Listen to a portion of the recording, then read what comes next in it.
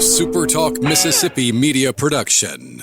Want to cut your heating costs this season? With a highly efficient York heating and air conditioning system, you can save up to 50% in energy costs while enjoying tax credits and TVA energy rebates as much as $3,000. Your local York dealer. Visit harbonair.com to schedule a free evaluation of your system. Oh, yeah. Good morning, Mississippi. Everything gonna be all right this morning. Mornings with Richard Cross. Oh, yeah. Here on SuperTalk Mississippi. Woo!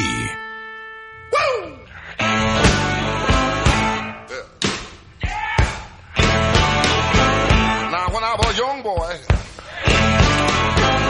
at the age of 5, my mother said I was gonna be the greatest man alive.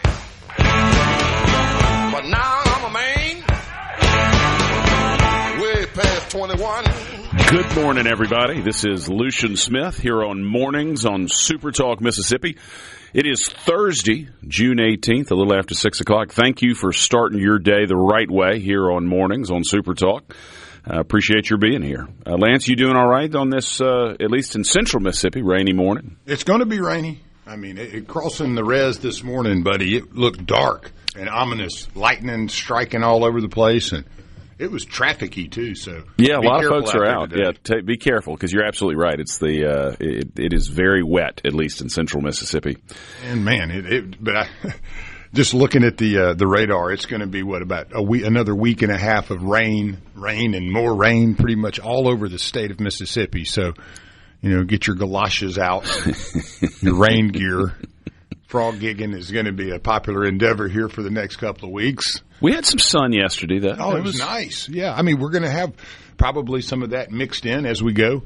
But obviously, we are in the middle of the rainy season, and it looks, as far as the extended forecast goes, Mississippi is right in the gun sight of rain, and more rain. Well, enjoy the sun when you're ready. Yeah, have the rain jackets ready, somebody says on the C Spire text line. And that's right. If you want to be part of the conversation, text us at 601-879-4395. There's a story out that air conditioning experts have said what the ideal temperature for sleeping is. Yeah, somebody says like 78 or something. They have it even lower than that. The one I saw has it between 60 and 68. I was going to say 62 is ideal. For me. The colder the better. Yeah, definitely. I'm out like a bear in winter. I'm not shocked that people in the air conditioning business are recommending you keep your air conditioning as cold as possible. Oh, but, sure. Why not? It's like the shampoo telling you to use it twice, to repeat. Yeah.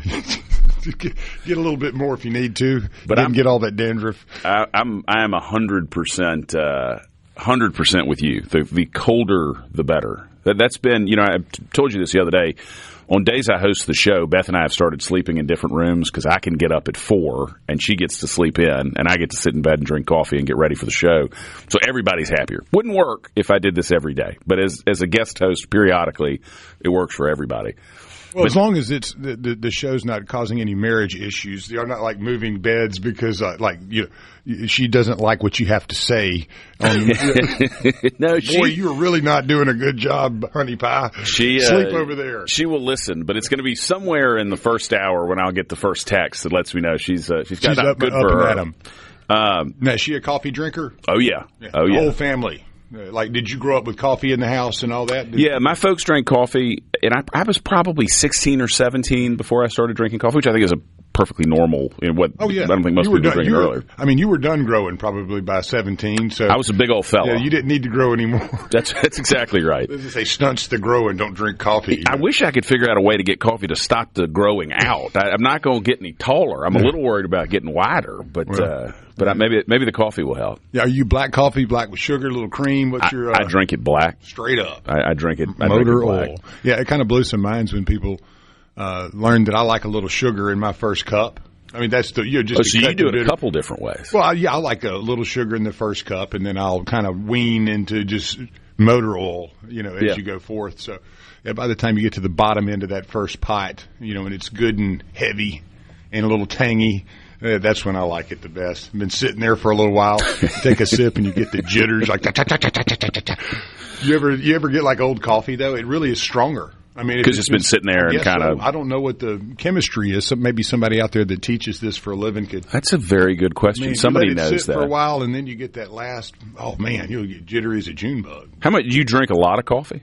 I mean, here I'll drink 3-4 cups probably. Yeah. These styrofoam size though, not like the big gulp. Yeah, that's exactly right. For anybody watching, I'm gonna hold this guy up. It's about like a 10-ouncer in moderation. Yeah. I think that's 10 ounce. Yeah, you can have a fair amount of those. Yeah, if you do the Keurig out there and you hit the 12 ounce on that, and you gonna learn a lesson. Oh yeah, you're going to spell not big enough. Yeah. But the Keurig's for the guests, right? The help has a coffee pot in the back. To steer the guests, the ones we like, right? You try to steer to the back. So if you ever offered the back pot of coffee, go get it. You've made it into the inner circle. That's right. And if you've been invited on a Wednesday and get offered the backroom coffee, then you know you're in, because that's Country Western Wednesdays and coffee. Is that the only theme day? Do I need to dress a certain way? Some days I'll do tomorrow? I'll do like theme song music day. From like Dallas and Good Times and all that. Usually that'll be like a Friday though, because it's more laid back. So maybe we'll do theme songs tomorrow. Got a little A-Team in there and all that good stuff. Yeah, those are always fun. Well, and tomorro's Juneteenth. It's a holiday for a lot of folks. I guess it is. I never knew much about it as a kid, but it's interesting. And chime in on the C Spire text line if you remember this. I remember thinking in Mississippi. I mean, it's obviously fairly new as a federal holiday, but it's been celebrated for a long time. I used to think of Mississippi Ada May Day being the day that was similar deal, celebrated the announcement of the Emancipation Proclamation to the slaves. Mm-hmm. But I thought Mississippi it was Ada May, and that it was more like when you got to Texas that it was Juneteenth. But that may have been my own ignorance. So. Well, it was 1866, and I remember the story a little bit. I always have to kind of go back and freshen up on it, but it was a grassroots celebration. It started in 1866, 1 year after Union troops arrived in Galveston, Texas, which was on June 19, 1865. They arrived there to announce the end of slavery, and it became a U.S. federal holiday June 17th, 2021. So it goes back a ways, actually. Oh, yeah. No, I knew it had been around a long time, but I just was under the impression that different regions of the South, people celebrated on different days. Yeah. Well, I mean, I think the real day is the 19th, but Biden signed it into law on the 17th. So there may be some confusion there as to when it's actually supposed to be celebrated, but the 19th, I think, is the formal date. But tomorrow, because it falls on a Saturday this year. Yeah, it's either supposed to be on a certain day or it's not. I hate those moving around holidays. It's like, what day is it supposed to be on again? Yeah. What day are we off? But we will be working tomorrow. Will be here. Yeah. We'll be working tomorrow. It is Friday, and it will be a full non-pre-recorded Friday, so it'll be one of those in just a little while. I know the listeners will be excited to have Big Lou in for a Friday. Oh yeah, come on, y'all get ready, y'all let's light up the C Spire text line. We probably tomorrow. will do our theme songs tomorrow, because it's been a few months since I've played them all out, and they're usually a pretty good one. But as far as weather goes, I mean, if you look at the state of Mississippi, we are, like I said, in the gun sight of rain and showers, thunderstorms, all that for the next week and a half. It'd be a little boring probably to tell you every little area, because every area is going to be affected, mostly the same. You get down to the coast, it's no different really. So really today and tomorrow, the coast needs to be very, very aware of the tropical storm. Was it Arthur that has kind of pushed its way up? There were flash flood warnings that were available yesterday as far as relating to the coast for today and tomorrow. So if you are in the coastal Mississippi area, be real careful. You do still have that flash flood and flood watch until June 19th, 7 a.m., which would be tomorrow morning, bright and early, correct. So if you're going to be out and about tonight, folks, be really careful, because they don't take these flood warnings and watches, like they don't mean much, because they're big time. And like I said, all those things, you get all that water flowing through those little tight spots. Getting over the roads, that's the most dangerous thing that we encounter in those low areas. And then tornado watch until June 18th, 8 a.m. That will be a couple hours from now. And this is the coastal area in which I'm referring. And this is is it a tropical storm? Tropical Storm Arthur, and heavy rainfall is basically what you're expecting. There will be some wind conditions, but nothing that is going to be hurricane-like, 35 miles an hour, probably be the top end of the ladder on that.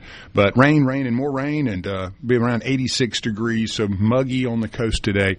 And that's really kind of your forecast as far as the state goes. As you get further north, you're really not going to get away from it. You just have less of the winds. The temperatures are still going to be in the mid to upper 80s, even all the way in the northern part of the state. And the chance of precipitation is still very high at 70 or 80%. Now, as you get through the evening, that kind of wands a little bit. But it's going to continue through the week, and it's going to continue through the weekend, and it's going to continue into next week. It's going to be hot and wet pretty much anywhere you are. Yeah. So be careful. Find your umbrella. If you're sitting right there having your cup of coffee, trying to figure out what to do for the day, you're gonna need an umbrella. That is an excellent point. Yeah, the umbrella, and if you're smart like Lucian, put the rain jacket in the car and tote it with you for the next week or so. You're probably going to need it. That is the truth. We got a wet day, but lots of great things coming up here on Mornings on SuperTalk Mississippi. Stick with us. We'll have more with Lucian and Lance right here on SuperTalk Mississippi. St. Stephen with a rose, in and out of the garden he goes. Country garland in the wind and the rain. Wherever he goes, the people all complain. Stephen prosper in his time. Well, he may and he may decline. Did it matter? Does it now? Stephen would answer if he only knew how.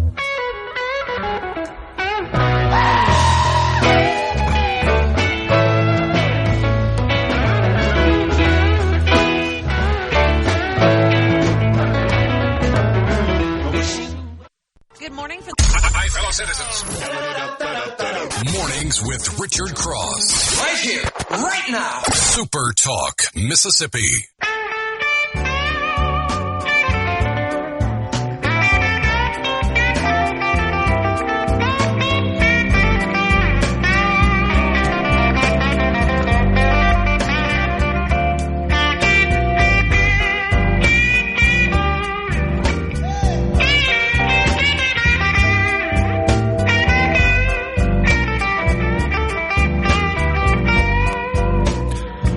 Welcome back, everybody. This is Lucian Smith here on Mornings on Super Talk Mississippi here on Thursday, June 18th, a rainy day. Grab that umbrella or raincoat. Just about anywhere you live in the 82 counties of Mississippi, you're going to need it today.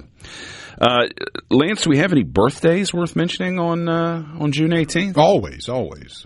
Got the beautiful Isabel Rossellini, 74 years old, Blue Velvet, and Death Becomes Her.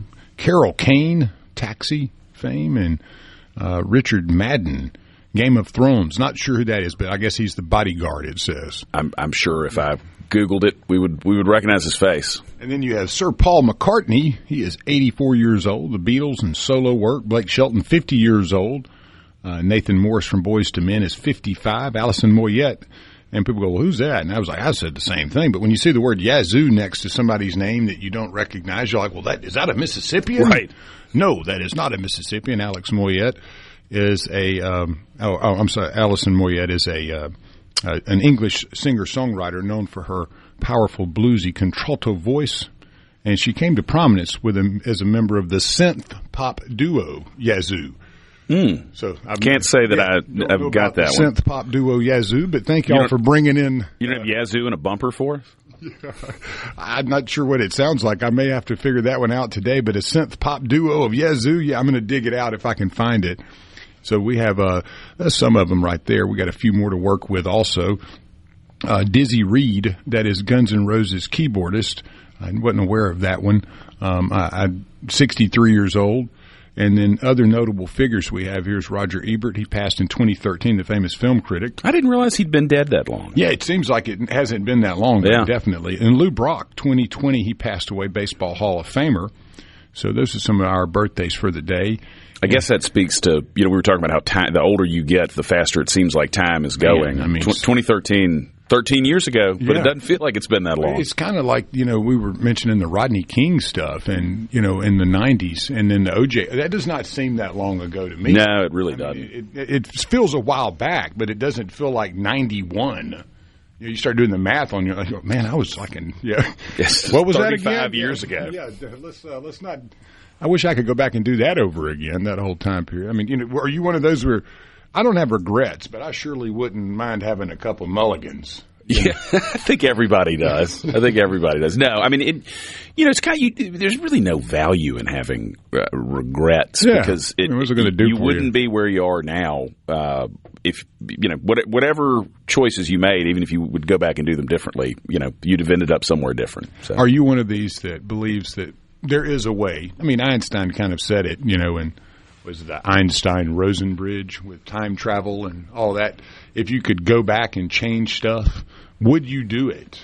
That's or a good are you question. one of those that say, this is the life I've lived and this is the one I've chosen. I'm going to roll with it this way, and to heck with regrets and that's a really interesting question. The problem, what would be tempting to do, I think, if you had that ability, would be to go back and buy a bunch of Apple stock in 80. Yeah. Buy a bunch of NVIDIA stock You'd be a 15 mogul. years ago. Yeah, exactly. Lucian Smith, mogul. That would be your title. But you do wonder. Socialite. But it's sort of the same thing we're talking about. If you went back and made yourself, you put $1 million in Amazon in 2001, you'd have a lot of money.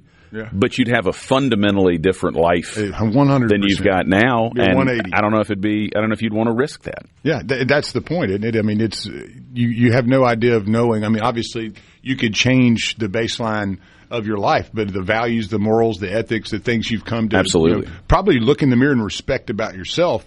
If you had other paths, if you were able to change some of the things that created that value system in you, some of the tough love, some of the losses you had to take. That's right. You had to climb back out of the you the pit. wouldn't be who you were if you did it. Yeah, exactly. I mean, I'm not.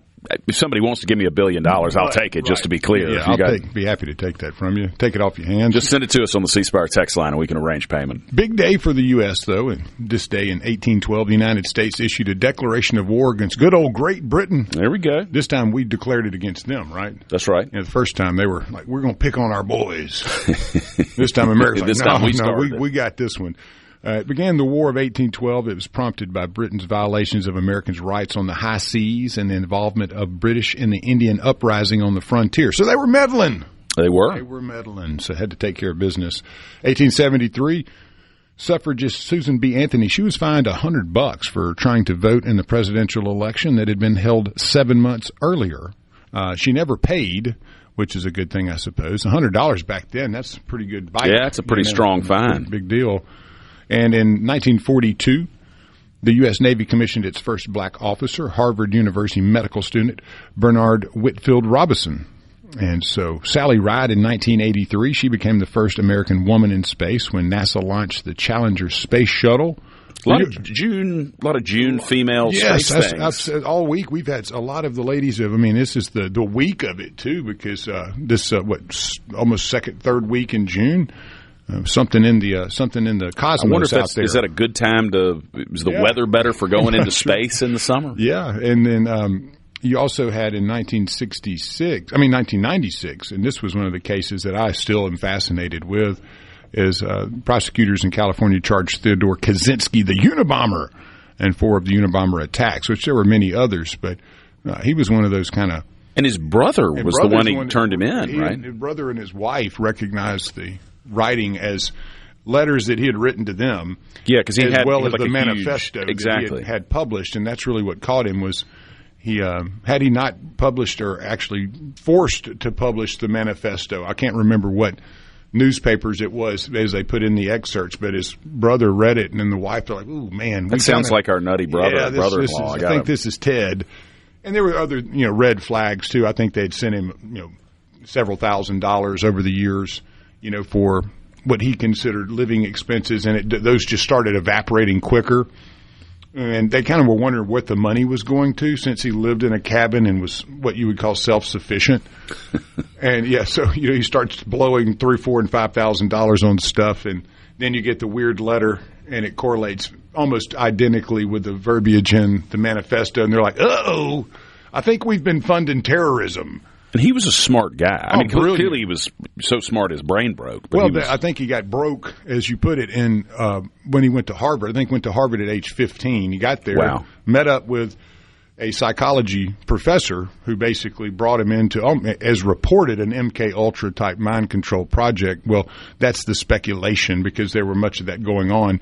And he stayed a part of that program for several years. So, I mean, what they were doing was testing emotions, in different things if you go do the research and read a little bit, it's fascinating. Well, this was like the CIA program. Well, yeah, but it was not directly involved. So, you have these contractors that were doing research for the government back in those days, and he was one of the subjects to it, and reportedly kind of cracked there. Wasn't that he had the greatest personality and the biggest outgoing guy or looking for the prom queen to date or anything, but it did seem that it affected his the outcomes immensely, where he just really couldn't. There was an anger level that started emanating from him after that.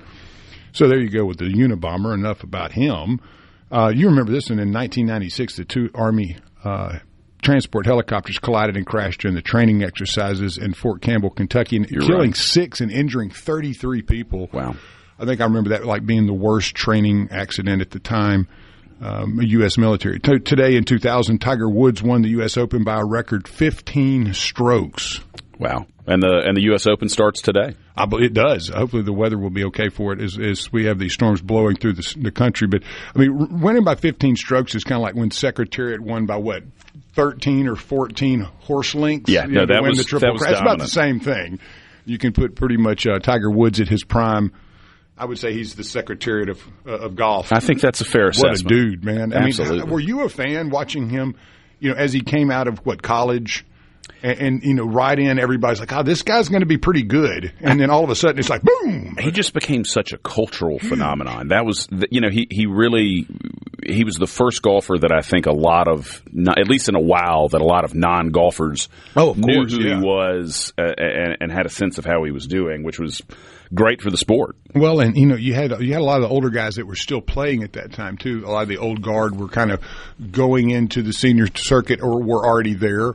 So them getting to see him play too, I think was really cool. Like the Jack Nicklaus's and all that. Like going, whoa, this guy here, man. Boy. Well, he just had such a long career. And he could drive the ball a mile right out of the gate. I mean, he put so much effort into hitting the ball further than everybody that it was almost like funny when he would get up and people were like, okay, we're going to be about 30 yards back here. Well, he changed everything too with the sort of athleticism. He was drinking energy drinks and getting stretched out when other people were burning a lung dart and having a cocktail after a round.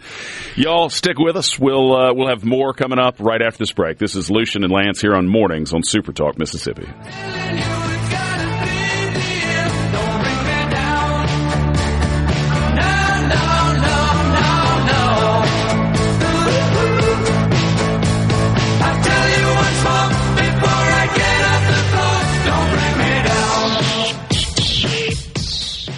From the Seabrook.com. This is where Mississippi wakes up smarter.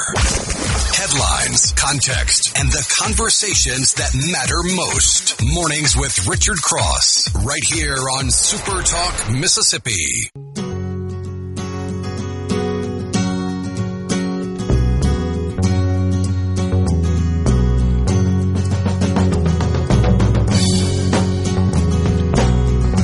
Good morning, everybody. This is Lucian Smith here on Mornings on SuperTalk Mississippi on a rainy Thursday, June 18th. Remember, Mornings with Richard Cross is presented by Community Bank, rooted in our community, communitybank.net. One little follow-up please. For you, though, on Miss Susan B. Anthony. A lot of folks may know this, may not, and I kind of vaguely remember it. But in 2020, it was actually President Trump who pardoned Anthony. I did not realize that for that illegal voting. The illegal, which you refused to pay the fine for, which had been lingering on the books all this time. And lo and behold, there were people that actually criticized his move, saying that, well, it validated the trial. That happened in 1873. They're going to find a way to criticize the big guy. So I felt like that was a good one to that is so folks. Typical. I mean, and we talk about it all the time. But I mean, I think there's a good argument that these sort of retroactive pardons, that sort of thing, sometimes maybe I don't know if it's good or bad to bring up the past like that, because you can't to your point, you can't get in a time machine and go back and fix the problem. So just doing it now. Certain political issues, it would be nice. Like if you could have maybe saved Franz Ferdinand and his wife, from getting popped. A few of those in the history might have been like saving Kennedy. Yeah, there are a handful. Garfield was great. Yeah, who never had an opportunity to see what he could do. Give Hitler SIDS when he's young. We'll make him go with his original name, Schnickelgruber. There we go. Yeah, good old Adolf Schnickelgruber. I don't think the world would have been quite behind Schnickelgruber. Like they were Hitler. I do. But it's, had Obama done it or Biden done it, it would be a historic effort of reconciliation that we needed to celebrate. But and what a fascinating lady too, Susan B. Anthony. All the way back, you think, born in Massachusetts, 1820, a Quaker, really grew up in the anti-slavery movement, and then became huge in the temperance movement. Her and Elizabeth Cady Stanton, in 1851, she met her. So you think about, this pioneering woman, obviously strong as an ox, of a moral and ethical character of the Puritans. Where if you look at her, no makeup. You're wearing these dresses that you had to live in the North, or you would have melted into a pool of water. Right. Neck to toe in the blacks, that era though of when women had no real rights at all, and where we are today, a country who championed that. And a very difficult endeavor. It's same with civil rights, getting those rights. You hope that you appreciate, respect what you had to go through to get them. No, you're absolutely right. JB on the C Spire text line says, and he's right, if Donald Trump cured cancer, the left would protest. And that's the truth. Truly, I think if the president cured all cancer, you would have somebody on CNN and The View saying, well, people forget cancer brings families together sometimes. There's some good, but I don't know. I don't know if the president did the right thing here. Maybe should have left a little of the cancer. That's a good point, though. Wasn't Biden supposed to cure cancer? That was one of the. Obama was supposed to make the oceans were supposed to get lower when he was president. Remember his convention speech. All the hot air he was magically going to solve every problem that was perceived on the left. No, there's not a ton. You got any sports for us? A little bit. Morning? Obviously, there's a little of the desportage, and we have the U.S. Open at Shinnecock Hills. That'll be a big one. Scotty Scheffler, John Rahm, some sleepers out there to watch. Brooks Koepka won that one a little while back. I think it was about 8 years ago, actually. I think that's right. And so returns to Shinnecock. Tough course. Hopefully the weather will be, one of those where they can get out there and play it through and not have a whole lot of intermittency in there, because golf is terrible when it's like baseball. You get those delays. It slows down all the momentum, and then the course plays completely different. So hopefully it'll be a good and warm, windy type of event. So that you get some of the challenges. But if you're into the golf world, it gets kicked off today, and we'll run through the weekend. So we also had some action in the World Cup. Obviously, America is not playing again until Friday. But Austria beat Jordan 3-1. Portugal tied the Congo 1-1. England beat Croatia 4-2. And Ghana 1-0 over Panama. And Colombia beat Uzbekistan 3-1. So that was the grouping that played yesterday. Today you have the final group to play that will, before you start getting into the next round of games. So Czechia, and South Africa will play today at 11 a.m. Switzerland and Bosnia-Herzegovina at 2. Canada and Qatar at 5. And Mexico and South Korea at 8 o'clock tonight. Tomorrow's lineup, that is when we're going to expect the United States to put it on the Australians. United States and Australia, they dropped the ball on the grass there at 2 o'clock. That's today? That'll be tomorrow. Tomorrow, okay. That's tomorrow. So everybody's getting fired up, getting everything ready to go. 2 o'clock tomorrow for Australia and the United States. That'll be in Seattle, Washington. You also got Scotland and Morocco tomorrow, Brazil, Haiti, and Turkey and Paraguay also all playing tomorrow. So that gives you the outlook for the next few days of the World Cup. Are you watching? Have you watched any of the World Cup yet? I have. I tuned in briefly to the United States opening round win. It was over Paraguay. Scored like 4 goals. I think that's right. I caught a few minutes of it. It was pretty much out of, it was over by the time I saw what was happening. So I do intend on watching Ole Miss play its former partner in the colonial world tomorrow with Australia. So that'll be an interesting one. You called us Ole Miss. I think you mean America. America. Oh, yeah, I'm sorry. Good old America. That's what I meant, yeah. But I know who I was thinking you root for Ole Miss and America. And America. I grew up in that era, too, with Bush, so I like a good America. And so, I haven't really got into it. There's so many games early, but as you kind of push the pyramid to the top and you start getting some teams that have won a few, lost a few, and you kind of have an idea of where it's going, who's playing well, that's about when I start tuning into like NBA, soccer, and that kind of stuff. So I'm hoping old US of A gets the dub tomorrow. It's 2-0 and going into the weekend feeling good about themselves. That's right. And what time is the game tomorrow? 2:00, and that should be on Fox, whatever Tele is, and then Fox 1, which I've never heard of. Neither have I, but I bet I'm sure that's some streaming platform they've got. But some Tele World Cup type of deal, I'm sure. Well, it's a holiday for a lot of people tomorrow, so you can watch at 2:00. Well, and you also had some baseball that took place yesterday. There we go. Oklahoma took out the Georgia Bulldogs 11-4.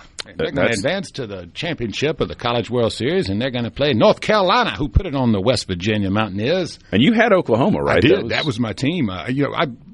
Again, a team that really did not have a great regular season, seemed to kind of kick it into gear about 4 weeks ago. You were hoping that, Ole Miss, Oklahoma, if you were an Ole Miss fan, would have a chance to replay that 2022 College World Series where Ole Miss won it, put Oklahoma out. And I think that was right before Oklahoma came into the SEC, right? I think that's right. I think it was the last year, the second to last year. I thought it was the last year, but they had a great showing in 2022. Oklahoma's a team that I'm familiar with. We played in my freshman year, and at Auburn they won the World Series in '94, so they've been there quite a bit. And then you got North Carolina on the other side, a team that is just been top 5, 6 all season, had a great season. They look good, play well, very clean, not a team that just bombs away. And Oklahoma's a team that really kind of struggled throughout the season with ERA and fielding and their hitting, and that's not the case right now. So whatever you thought of Oklahoma coming in, and if you watched them, as Ole Miss went to Norman and beat them 2 out of 3 times, that is not the same Oklahoma team.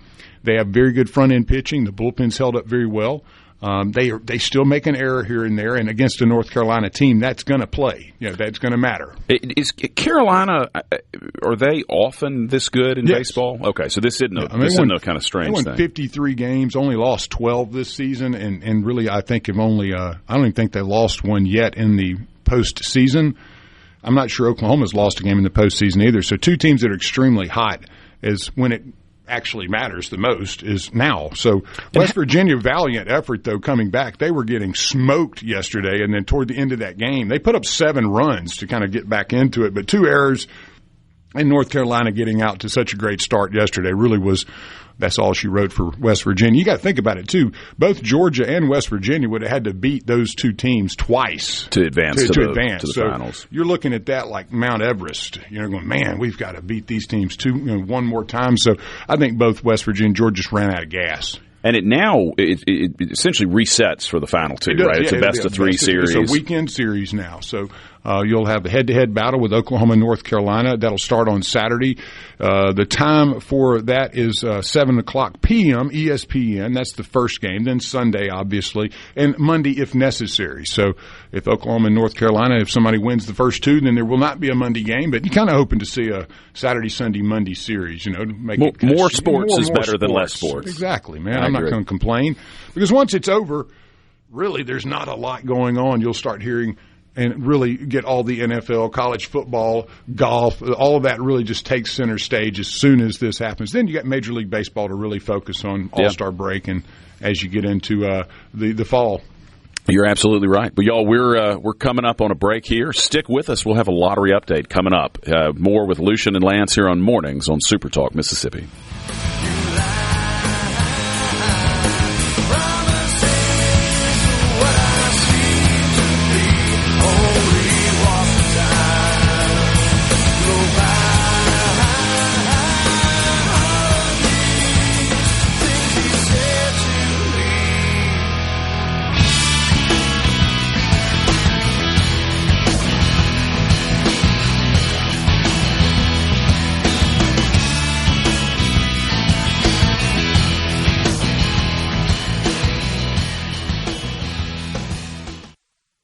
Good morning.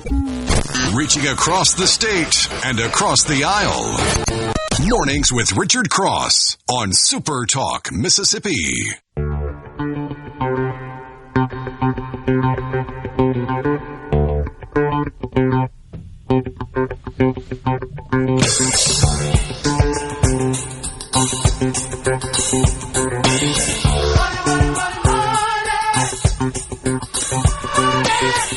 It's time for your Mississippi Lottery Update, brought to you by the Mississippi Lottery Corporation. No jackpot winner for Lotto America. The estimated jackpot for Saturday, June 20th is $30 million. The numbers from Wednesday, June 17th were 11, 16, 18, 33, 51, a star ball of 9, and an all-star multiplier of 5. There wasn't a jackpot winner in Powerball, but a ticket purchased at Parker's Filling Station in Cleveland, Mississippi, matched 4 out of 5 white balls and the Powerball to win $50,000.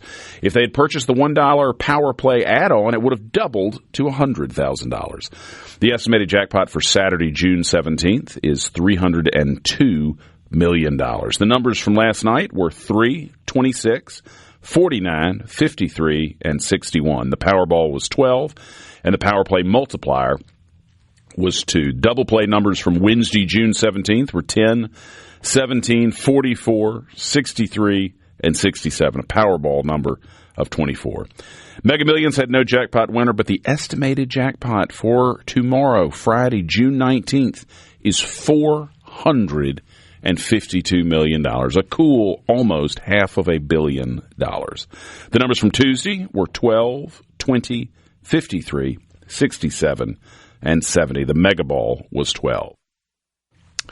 Lotto America, the jackpot rolls again to an estimated $30.23 million. That's got an estimated cash value of $13.5 million for Saturday's drawing, which will be the 133rd consecutive roll since the jackpot was hit back in August. If hit, it would be the third largest jackpot in the game's history. Lotto America tickets are only $1, with the option to add the $1 All-Star bonus to multiply your non-jackpot winning prize, or easy match for another $1 for a chance to win instantly. Get your tickets at your nearest retailer for tonight's drawing. You can check winning numbers or see if your ticket is a winner by downloading the official Mississippi Lottery app.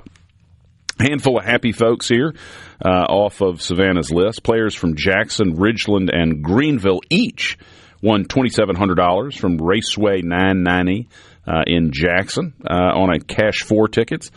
A Leon, I don't know, is that a Mississippi town? Lion. Mm-hmm. Okay. A Lion woman won $3,431 on a cash 4 ticket from Tunica store in Robinsonville. It's Bill Luckett, hometown. I did not know that. There we go. A Hanville, Louisiana woman won $50,000 on a Powerball ticket from Liberty Travel Plaza in Tillatoba. A Pasadena, Texas man won $20,000 on a $10 20X winner ticket from Circle K in D'Iberville. And those are just a few people who are a little happier and a little richer after playing and winning the Mississippi Lottery. Remember, you cannot win if you don't play, but play responsibly. I always love the stories, too. I mean, you think about a Pasadena, Texas dude coming through, winning big money. You know, like you wonder, what were they up Absolutely. to? Not anything nefarious. Just No, just passing through. You know, what caused you to pop in and buy that ticket? Yeah, good luck.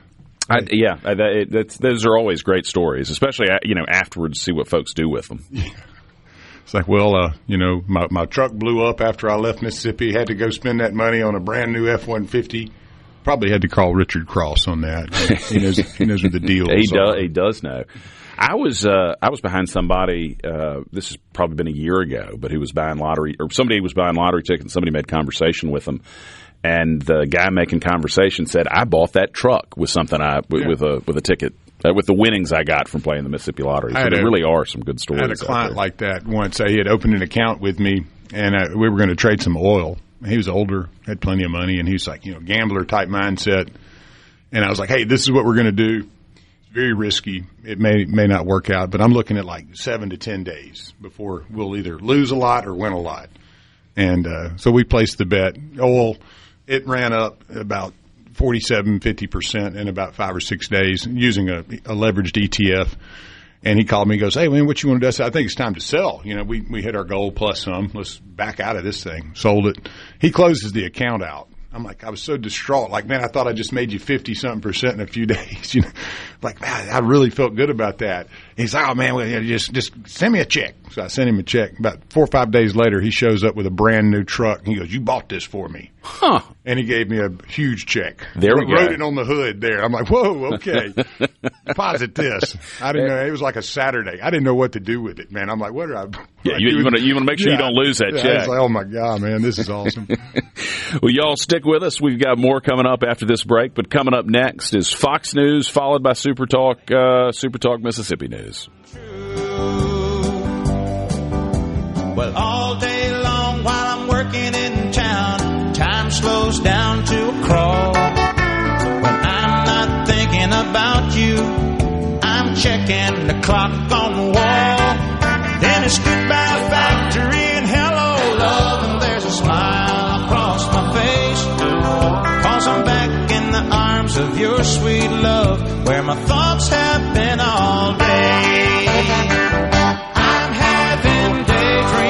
About night things in the middle of the afternoon. And while my hands make a living, my mind's home loving you.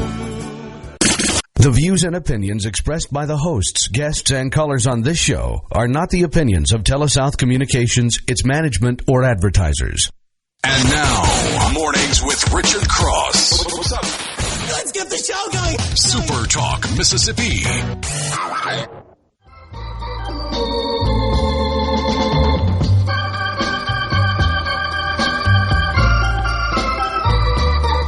That's life.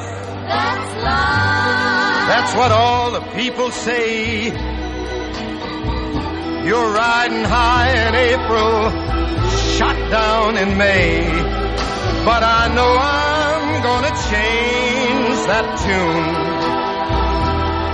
when I'm back on top in June. I said that's life. That's life. And as funny as it may seem. Welcome back, everybody. This is Lucian Smith in for Richard here on Mornings on Super Talk Mississippi.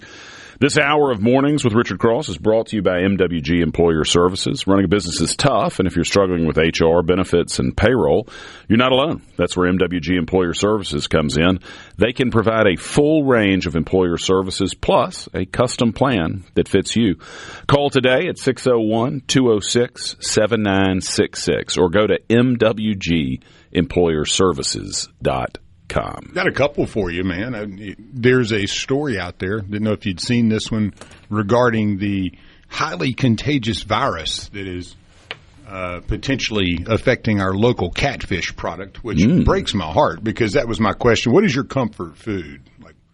You got to come up with one. If I had to come up with one, probably steak. Steak? Yes, that'd be my go-to. Thin fried catfish. I mean, I love catfish. I love going to Jerry's too, but it was a story that Caleb Sailors had out, and Mississippi senators are urging federal agriculture officials to action before a pair of viruses threaten local farm-raised catfish. So Senators Roger Wicker, Sidney Hyde-Smith, both Republicans, joined 3 of their colleagues in penning a letter to U.S. Agricultural Secretary Brooke Rollins asking the U.S. Department of Agriculture to take action with regard to yellow catfish virus and channel cat virus before the ailments affect the local aquaculture.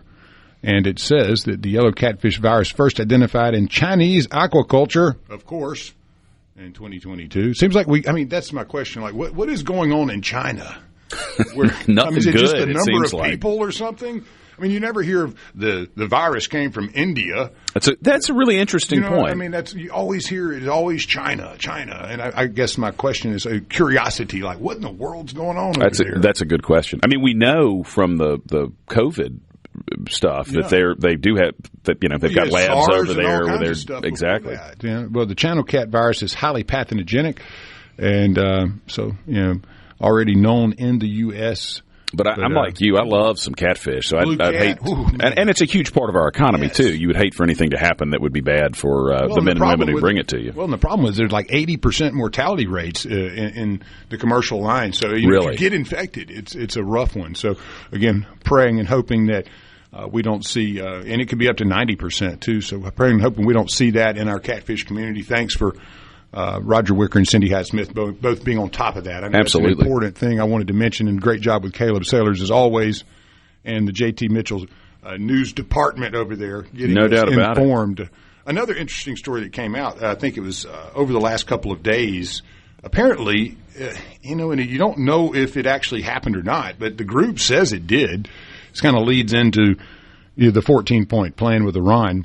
But Iranian attack on U.S. water supply triggers an investigation. You go, well, whoa, where did that happen? Yeah, where was that? Well, an Iranian-linked hacking group claimed that it breached water systems in California, prompting an investigation by one of the state's largest utilities. The officials say, hey, nothing happened, but the group, Handala, said it hacked the systems with Cal Water, which is the Cal Water Service in areas, I think it was like Bakersfield, Visalia, and Chico. And claimed it was, stole like 5 gigabytes of data and was able to affect certain things. So you got the officials over here saying nothing happened, but you have the Iranian hacker group, Handala, saying, yeah, we did that. That's frightening. So, yeah, and that was like a day ago. So, in the middle of all this going on, we actually have a hacker attack on our water systems by Iranians. I would think that you could pretty easily, if you got into a computer, if one of those things involves a lot of computers, you could hurt a lot of people by, just by slightly changing chemicals and cleanliness and that sort of thing. Think about billing. Well, true. I mean, the problems you've had here, just Jackson would say getting the right bills and billing people of water that have been used or those that, hadn't had any water, but you've been billing them.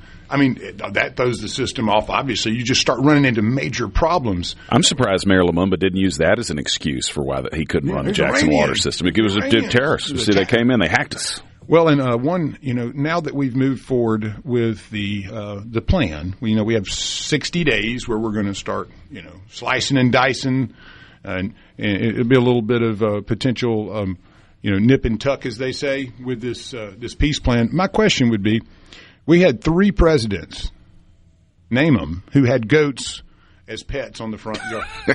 I give up. It wasn't recent. No.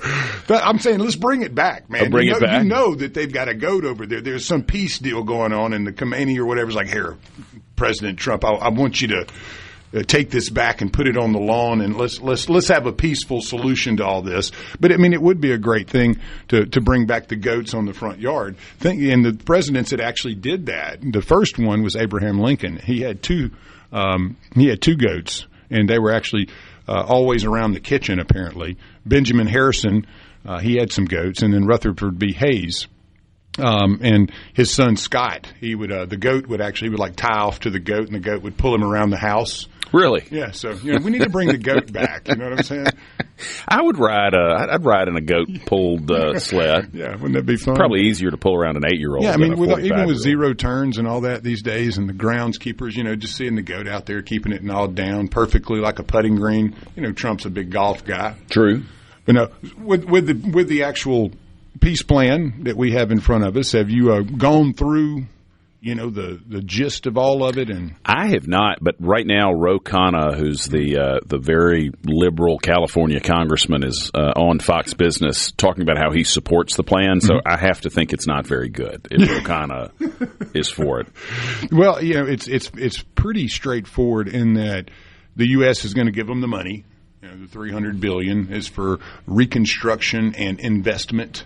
Curious what that's going to lead to, because that that's going to be a big talking point amongst everyone as well. I mean, you criticized it when Biden gave them money, and so on and so forth. How is this any different? But apparently, there are going to be a lot of hurdles that have to be met, such as obviously no nukes, no more hostilities on both sides unilaterally. The U.S. is not going to mess with Iranian territorial integrity. Iran has agreed not to do that as well to the United States, even though a day before somebody hacked our water system. Yeah. So who knows how long this will last? But you have 60 days to iron out a lot of the kinks. but it does give a permanent, as it says, immediate and permanent termination of military operations on all fronts, including Lebanon. And you cannot take on any new wars or any new types of battles that would throw this deal off potentially. There's 14 points.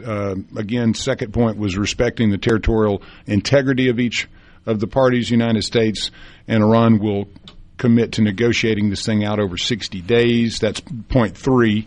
Immediately upon signing this, U.S. will remove the naval blockade and any disturbances or impediments against the Islamic Republic, and as well the Islamic Republic is supposed to do the same thing. So. I'm gonna study it more before tomorrow, but I will say Thomas in Greenwood says it's the art of the kneel here, and I got to say my instinct is that this is probably not a very good deal, that we've ended up with something very similar to the Obama deal, but a bunch of people, we spent a bunch of money and several people on our side and many people on their side died to end up in a very similar place. So I hope I'm wrong. I hope it's a good deal for the U.S. and our allies, but I'm worried that it is not. But we will certainly see on that. Got a great show coming up. In the next segment, Senator Danielle Sparks will be joining us. He represents Mississippi Senate District 5, Itawamba, Prentiss, and Tishomingo counties to talk a little bit about everything going on in the legislature, some of the laws that are going to go into effect on July 1st, and also maybe a little bit of conversation about redistricting. And then at 8 o'clock, we'll have Danielle Morgan, the executive director of the Mississippi Tourism Association, and talk a little bit about tourism in the state and things that you can do as you are planning your summer if you choose to stay here in the state.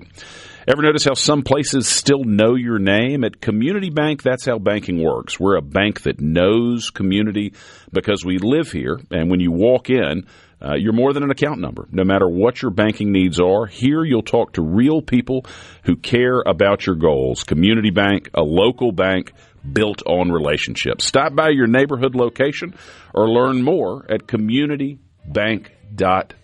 Y'all, this is Lucian here on Mornings on SuperTalk Mississippi. Stick with us. We'll have more coming up next.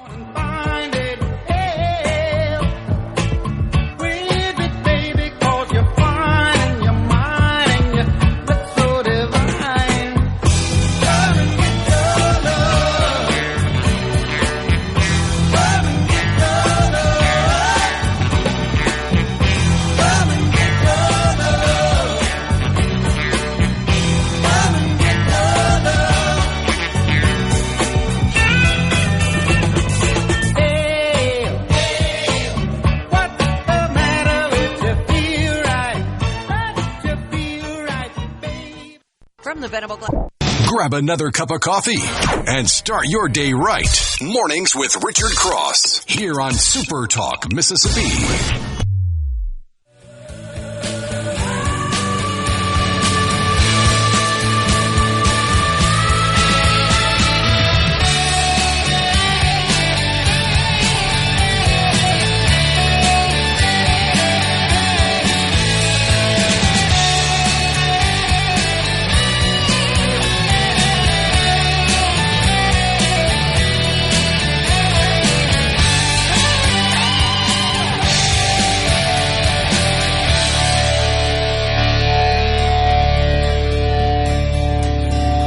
Good morning, everybody. This is Lucian Smith here on Mornings on Super Talk Mississippi.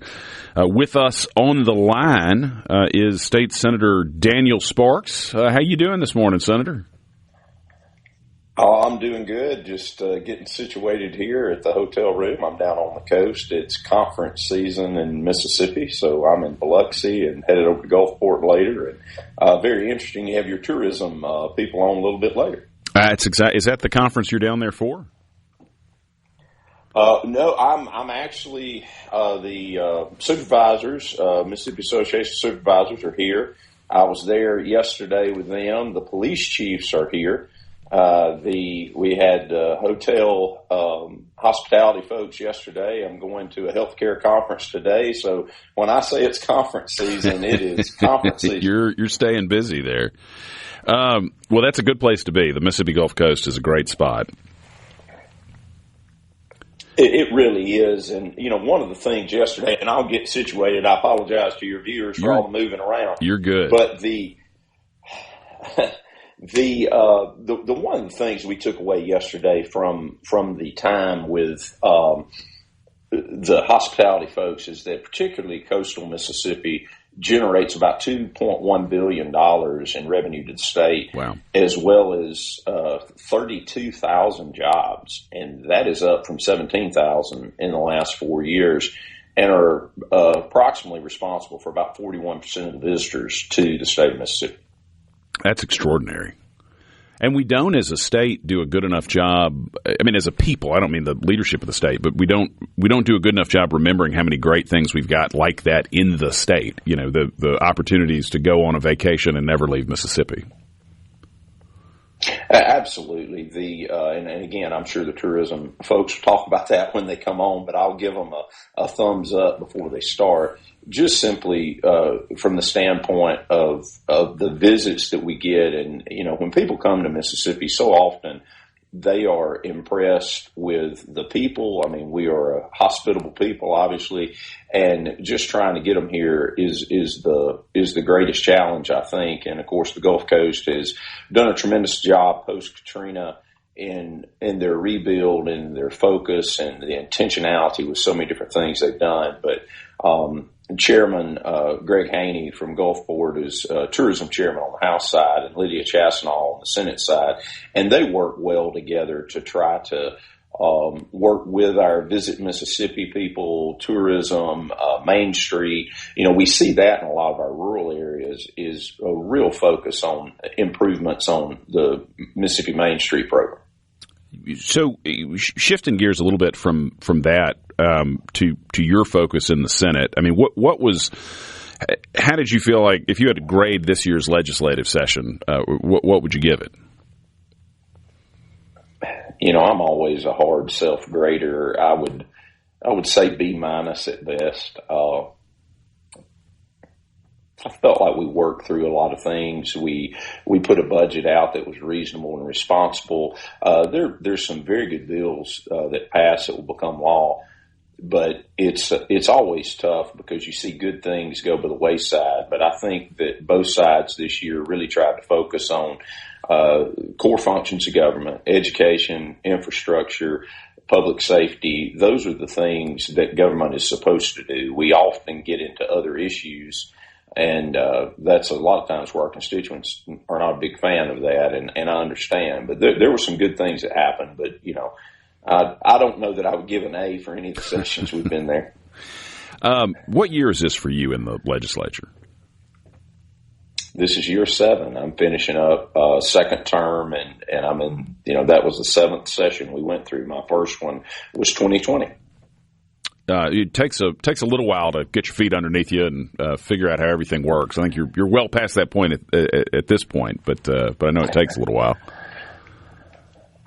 It really does. It's like anything. You don't know what you don't know when you come into a new role. And, my colleagues have been good to me, the folks that represent Northeast Mississippi and then across the state. If they see you have a willingness to work, if you are straight with the facts with them, when you go present a bill, they know you're telling them the real truth of it. They may disagree with you on the policy, may not vote with you, but that level of confidence that you build or fail to build with your colleagues has a lot to do with the success you have on passing legislation. Yeah, I always remind people that, the first month or so of the session, you don't see a lot on the floor, but that's not because there's not a lot of work being done. But that those first few weeks, first month or so, a lot of the real work's happening, to your point, pulling a colleague aside and saying, I need your help to help this piece of legislation move or to help kill this bad idea. That's correct. And sometimes it's, your colleagues will come to you and say, here's my idea for a bill, troubleshoot it for me. There's a lot of things that are hashed out on the front end in a very amicable fashion that are beneficial to the legislation, and then it may move through. But, a legislator that's trying to be smart about it will go to the people that they think oppose it and see, is there something that we can do or something that can be done that would make this better? Yesterday I spent about 2 hours before I headed to the coast meeting with the Department of Corrections along with Chairman Clay DeWeese, and we're talking about their budget. So what? Tell me a little bit of the laws that are going to go into effect here in a couple weeks. What are you most pleased with that's going to become law on July 1st? One of the things, and again, we start with core functions of government with education. There was a large education bill we kind of ended up with.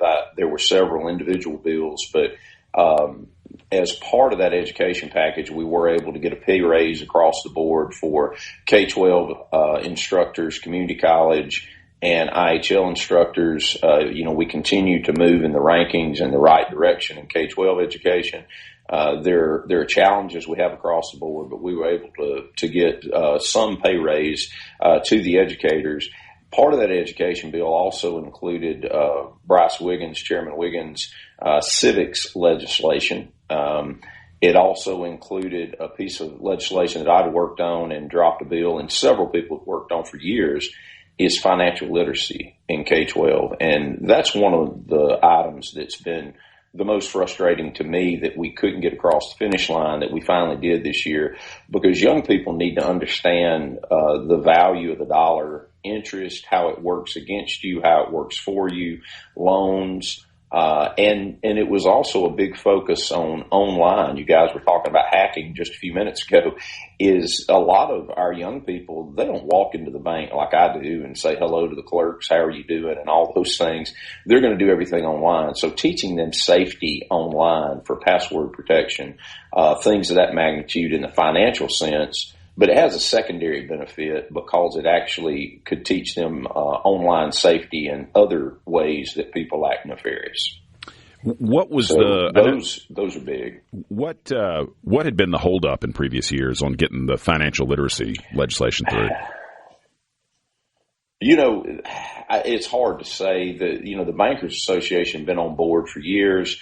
There was a time way back when where there was a funding piece of it, and the banks were going to, help set up a trust fund, and a lot of times that might complicate things. We pulled that out this year, and I think sometimes it was just politics that kept us from getting it to the finish line. But it's something everybody's proud of. I've heard a lot of people talking about it. It's a half Carnegie unit, and I think it's very, very necessary that our young people understand when they end their high school career that there's a return on investment for their next decision, whether that is to go into the job market, whether that is to go to college, and the amount of money they're going to spend to obtain a degree, and is that worth it?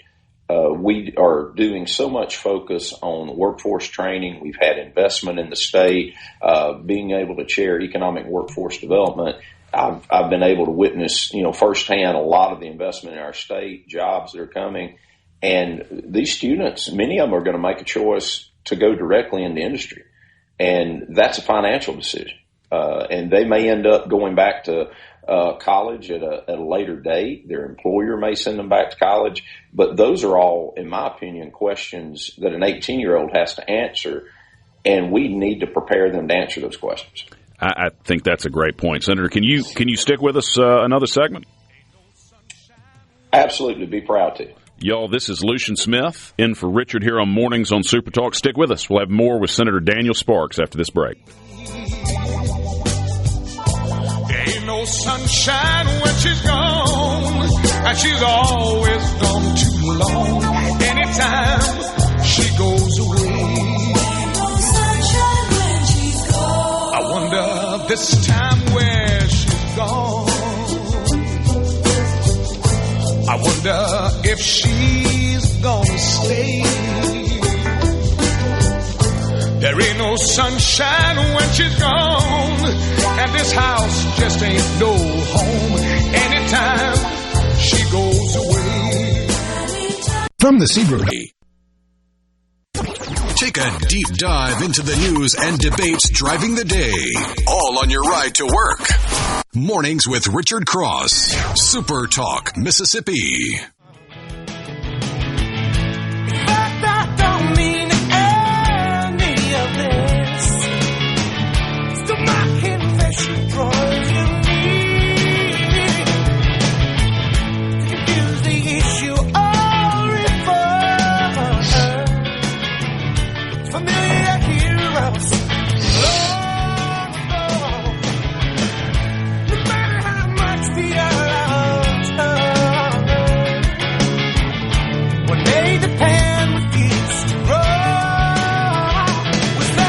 Welcome back, y'all. This is Lucian here on SuperTalk Mississippi Mornings. We've got Danielle Sparks, State Senator from District 5, with us, Chairman of the Economic and Workforce Development Committee and Vice Chairman of the Judiciary B Committee. Senator, what are some bills that didn't become law this year that you're disappointed by? Well, we had several things that we tried to do in the healthcare space, and I think in the correction space and the court space. Of course, a lot of what we deal with that didn't get to where we wanted it to go, but there really was a push at the end of the year that we saw some bills, like I mentioned earlier with the education bill, that pieces and parts got into that. So, the school debate took on the early part of the session. Clearly that was something that was a priority on the House end that ultimately didn't come together, but we ended up getting an education bill out of it that I think is impactful. But as far as to answer your earlier question on some bills that are going into law on July 1st, Senate Bill 2710, which was sponsored primarily by Chairman Fillingane and Judd B., and I handled the bill on the floor, addresses youth crime of violence with a weapon. And that is one that seems to have gotten a lot of attention. I've seen Republican officials and Democrat officials post about this that basically tells people under the age of 18, if you commit a crime of violence with a weapon, you're no longer going to youth court, you're going to circuit court. We've seen some terrible cases across our state that young people have committed very violent acts with a weapon. And in years past, I think there was some security blanket, possibly even being told to them by older people who may have a hand in them doing those things, is that you will go to youth court. You're not going to have serious consequences. So the warning has been put out, and I would put it out again, just like Representative Kabir Kareem did, Sheriff Thomas Tuggle, and others that I've seen online saying, you need to tell your children. You need to tell your grandchildren, whoever's the responsible adult, that the law is changing July 1st. If you commit a crime of violence against Mississippians with a weapon, it doesn't matter that you're under the age of 18. You're going to face adult consequences. So it's a sad state of affairs that we need a bill like that. But we've seen people shooting into crowds at ball games. We have seen aggravated assaults, robberies, murders committed by people under the age of 18. And unfortunately, I think a lot of that has been driven because they were told and they believe that there wouldn't be adult consequences. We're gonna move forward. Well, I mean, to me, that's a little bit like these different cities and districts around the country where they've elected these progressive district attorneys who aren't prosecuting crimes. I mean, people respond to incentives. If you're not going to be punished for something, you're more likely to do it. If you're going to have serious, long punishment, you're much more likely to say, maybe I ought to find a different way to deal with this. That's correct. And I think, again, sometimes there's adult actors that are encouraging this behavior and they're giving them that advice. And I want to tell young people, you need to tell that adult that's trying to put a gun in your hand and convince you to commit crime is no, sir. No, I'm treated just like you. So I hope it has a real effect. But we also will see bills that will go into effect, one in July and then one in January that deals with transparency. We have NGOs, as many people talk about. We've seen with USAID and other federal programs, and we've seen it in our own state with TANF, is that money that is intended, taxpayer money, whether it's federal money or state money, it doesn't matter, it's taxpayer money, that gets misspent because there's not enough accountability. So we've tightened up on that with House Bill 1171. Obviously what's happened at the credit union in Jackson, that's not a state or governmental entity, but $90 million that appears to be misspent. It's incredible that you can get that far down the road before somebody sees it. And that's why the deployment of technology in government, particularly on the audit side of the card, is something we have to do, because the bad actors are going to use technology to their biggest capabilities. And so as a government, we have to be on top of that as well. We also extended the statute of limitations on programmatic fraud from 5 years to 10 years, which means when we have one of these frauds that we find in government, we've got a longer period of time to prosecute it, because if you have something that happens during one executive's tenure, and I think we saw this with President Trump when he came in behind President Biden, some of the programs and things that they cut out, if you had a statute of limitations that you could go back further, it would be better, because an executive can serve 8 years. So we had a 5-year statute of limitations. We moved that out. One of the things I'm getting the most conversation on, and it revolves around the PERS discussions. This year we were able to take the Tier 5 back to 30 years, focus on the high 4. We continue to stabilize our retirement system. But we passed return to work, and this is one that's very important to me. The first responder community wanted this. The K-12 community wanted this, and I think it'd be beneficial across the state as we bring back people who want to work, who have institutional knowledge. We kind of had a bar against that, and it didn't make a whole lot of sense if we've got somebody that's good at MDEQ and they're having to go contract out with someone versus the ability to hire somebody back. So beginning July 1, you'll be able to return at up to 80% of the current salary and for the job that you would take. Now, I want to be very clear on one thing. I got the PERS board meeting on Tuesday of next week, is there cannot be a prearranged agreement for those who are working currently to say, oh, I'm going to retire. In 31 days, I'm coming back. The state law allows for that, but the IRS, which governs retirement plans, says you have to have a bona fide break in service. So we're trying to talk to our employers, to our leaders across the state to understand this is a great tool to go back and hire people who have institutional knowledge, but to make sure we do it the right way. If you want to be part of this conversation, send us a text at the C Spire text line, 601-879-4395. And Daniel, Wayne in Batesville wants to know what the prospect of getting some sort of PBM reform done next session is. I think it's a challenge. It has been for 6 years. I remember walking into C.L. Davison's pharmacy in Boonville when I was running in 2019, and that was my first exposure to what the PBM concerns were. We passed a prompt pay bill. We've addressed clawbacks over the years, but I am very disappointed that we've been unable the last 2 years. I felt like the bill that we had in 24 was a good bill, and it dealt with steering. Steering is just telling somebody you can't go to your local pharmacy. You've got to go to the pharmacy of our choice. That's as un-American as it gets, is that I ought to be able to trade with my local pharmacist if I want to. And I respect our business community has negotiated contracts. And I told this to a pharmacist. I was in Tunica County and was having a conversation with her, and she was talking about PBM bills. I said, it's embarrassing for me to sit down with some of our largest employers in the state of Mississippi and tell them, I think you're getting hoodooed by the PBMs. But I really do believe that, because there is no transparency in the rebate process or anything like that. But I have kind of come to the conclusion that businesses and the market moves on certainty. And when you bring uncertainty in, it makes them uncomfortable. And the PBMs have lived off of the fear of uncertainty. And we've got to somehow combat that with education. We've got to work with our business community to say this is what we're trying to do. And we believe in the long run it's going to save you money. But it's hard to convince people of that when every contract with a PBM is a non-disclosure. But we will continue to work on it. We talked about this in the last segment, that this was your 7th regular legislative session, but next year is going to be your last legislative session, at least as a member of the Senate.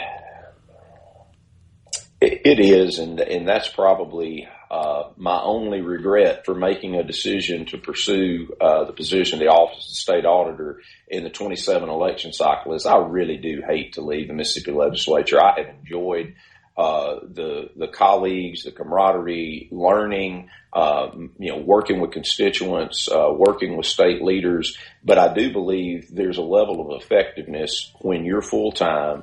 You rely on your education background and your experience in the legislature to serve as the next Mississippi State Auditor. But it's bittersweet leaving the legislature because I enjoy it. Well, I appreciate your taking the time to be with us this morning, especially when you're already on the road, Senator Sparks, and in the early parts of a campaign.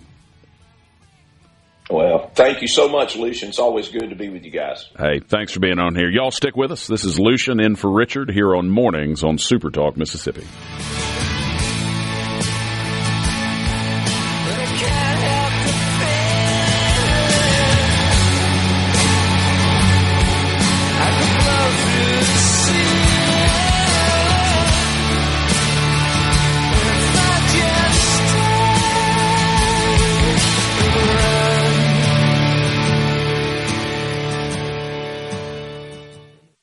From the Venable Glass Traffic. To Alligator. Mississippians start their day the right way. Mornings with Richard Cross on Super Talk, Mississippi.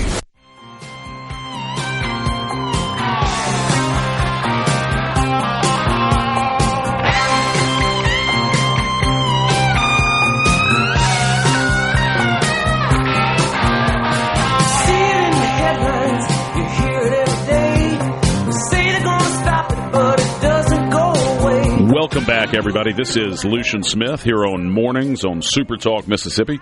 Mornings with Richard Cross is presented by Community Bank, rooted in our community, communitybank.net. Always enjoy listening to Senator Sparks. He does a good job of explaining the issues and talking about what the legislatures have been up to. He could have sang with Alabama.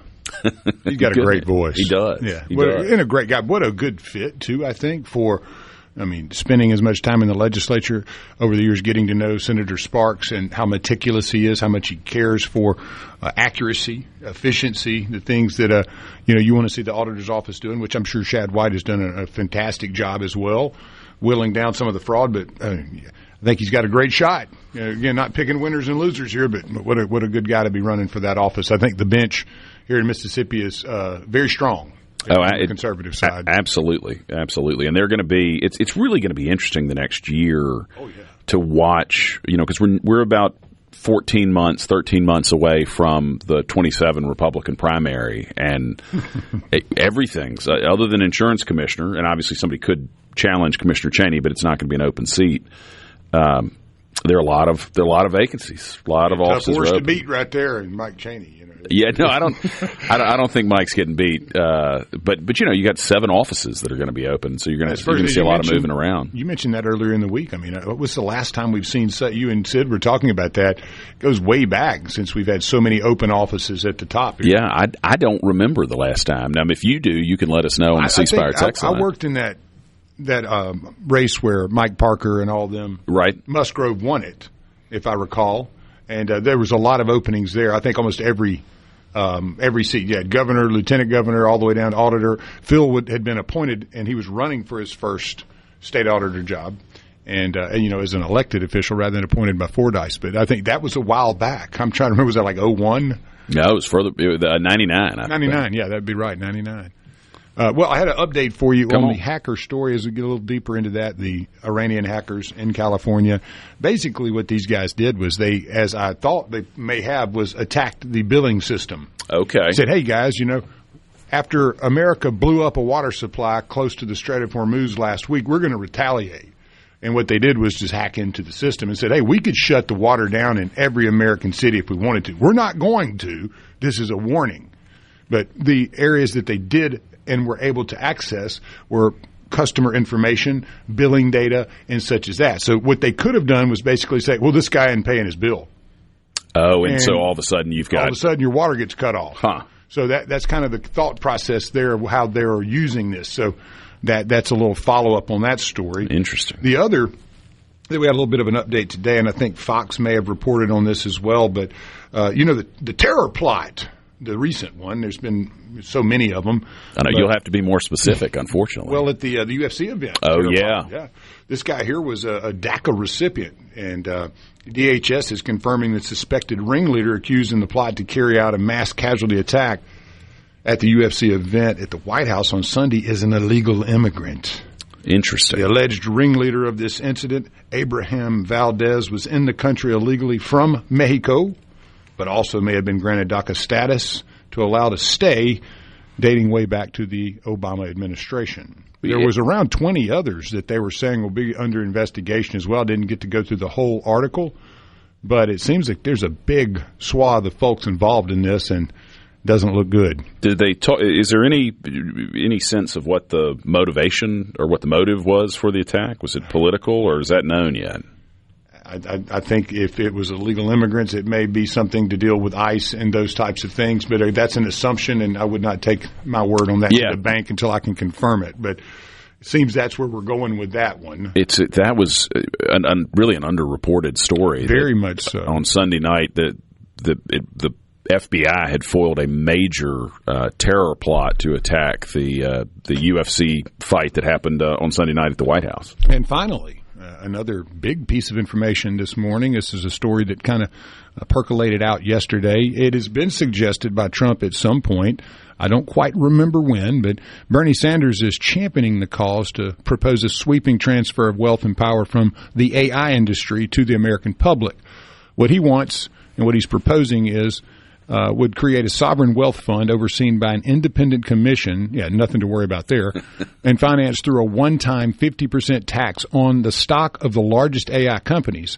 Sanders estimates that the tax would clearly generate about $7 trillion, and that could fund hundreds of billions of dollars annually in direct payments to Americans for programs such as healthcare, education, and housing. That's something to keep your eye on, because Trump did mention something about public ownership in part a while back. Don't quite remember when, but it is a fascinating concept. It is a bad idea, when Bernie Sanders proposes it, and it's a bad idea when Donald Trump proposes it. The public ownership of private companies is not the way to grow prosperity. Y'all stick with us. We got more coming up after this break, but first, Fox News, followed by SuperTalk Mississippi News.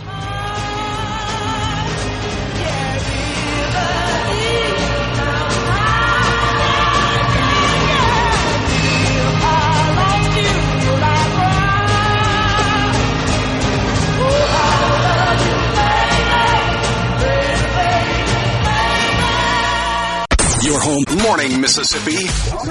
You're starting your day off right. Welcome to Mornings with Richard Cross here on Super Talk, Mississippi.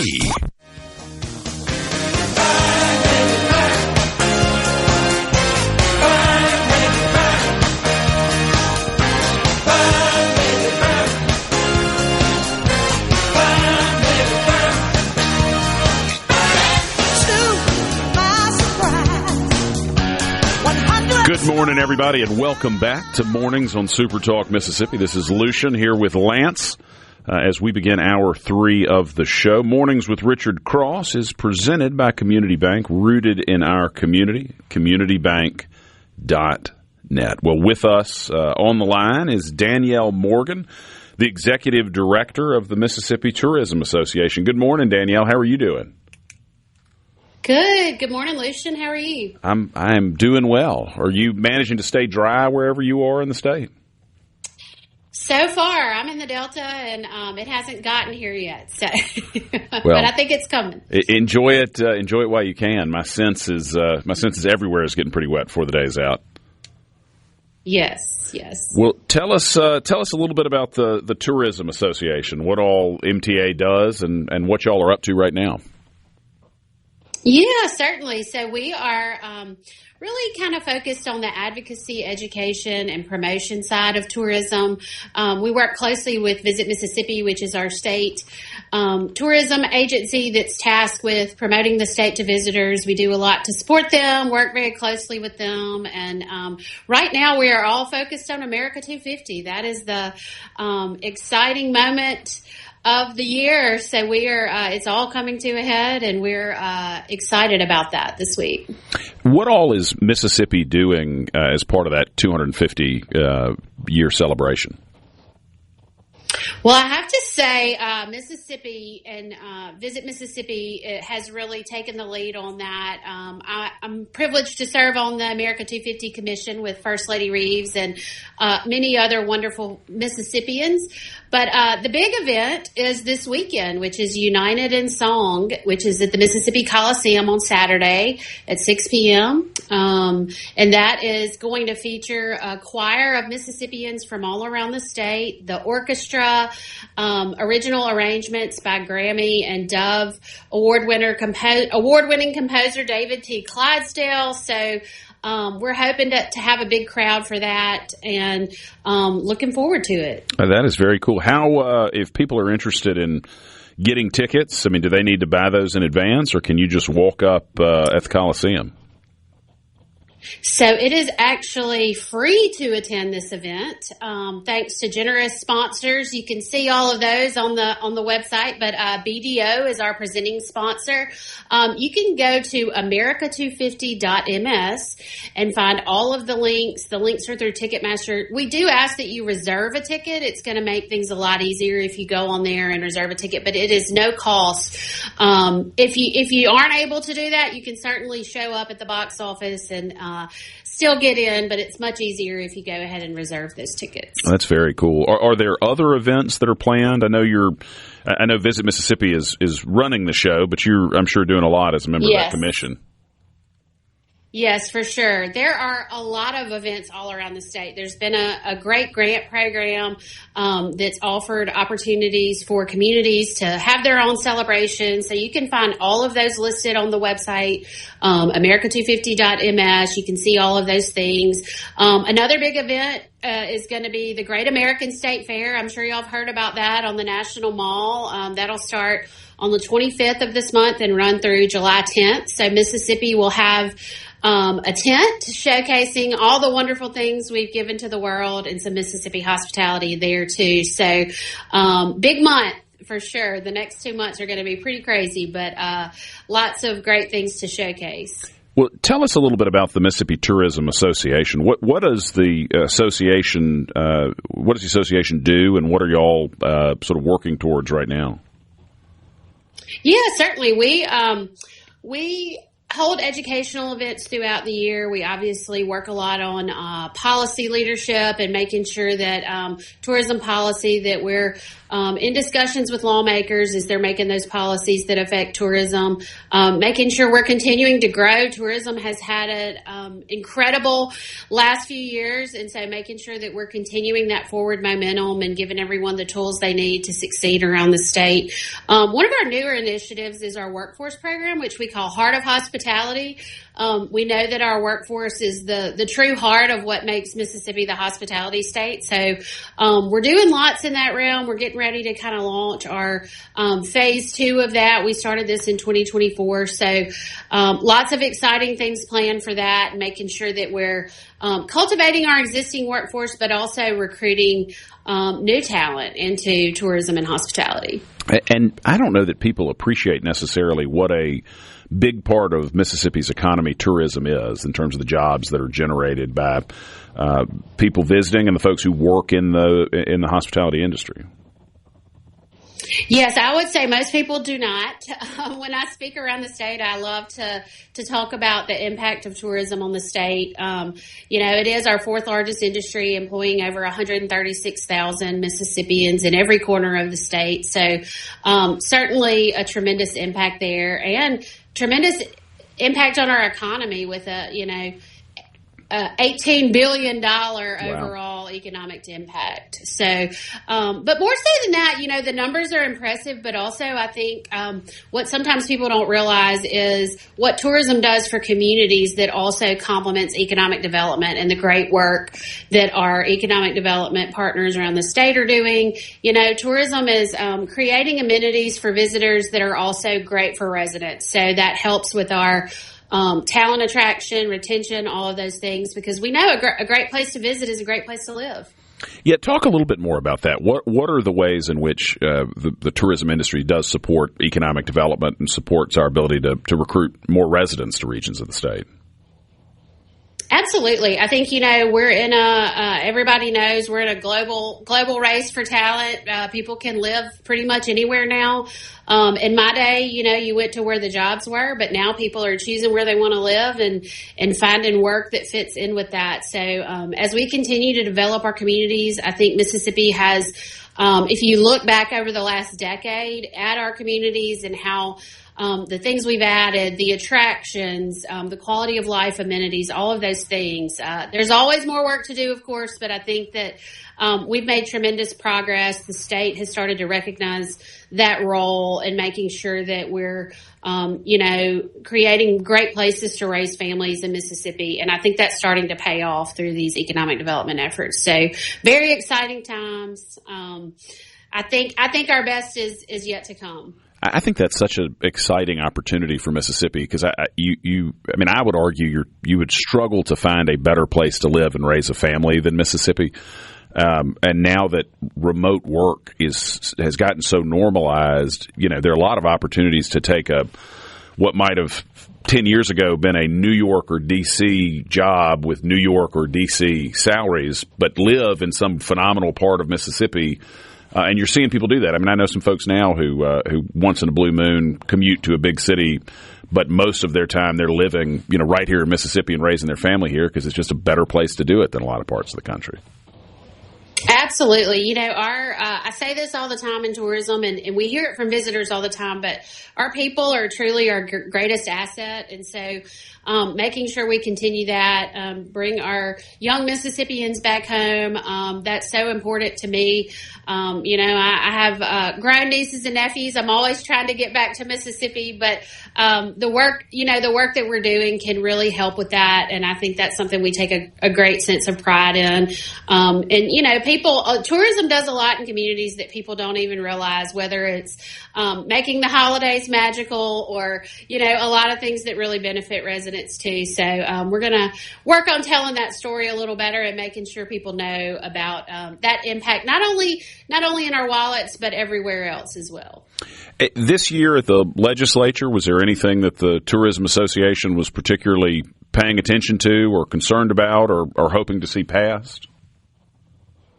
We were definitely hoping to see there was a bill to make Visit Mississippi a cabinet level position. As being the economic driver that it is, really making sure that we're aligned well with state leadership. Unfortunately, that has made it through last year. Then had some issues with the budget, as you remember, having to come back for that special session that kind of derailed the appropriation. So.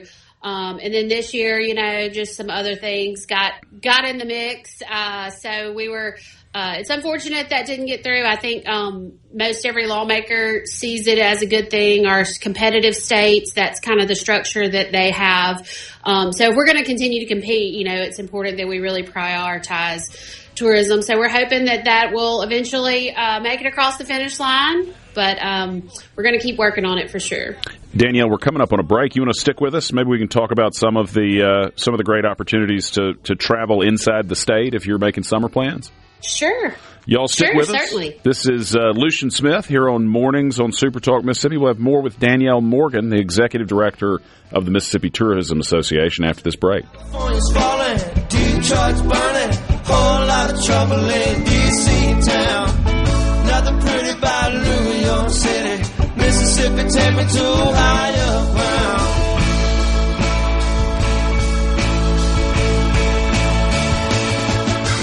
Oh my, bayou country, smell of mad lonely, bring it to your knees. Fake dog, Jones and Cajun women, Spanish bars hanging from a big old... From the Venable Glass. Want to know what's being said in the halls of the Capitol? You're in the right place. Mornings with Richard Cross continues on Super Talk Mississippi.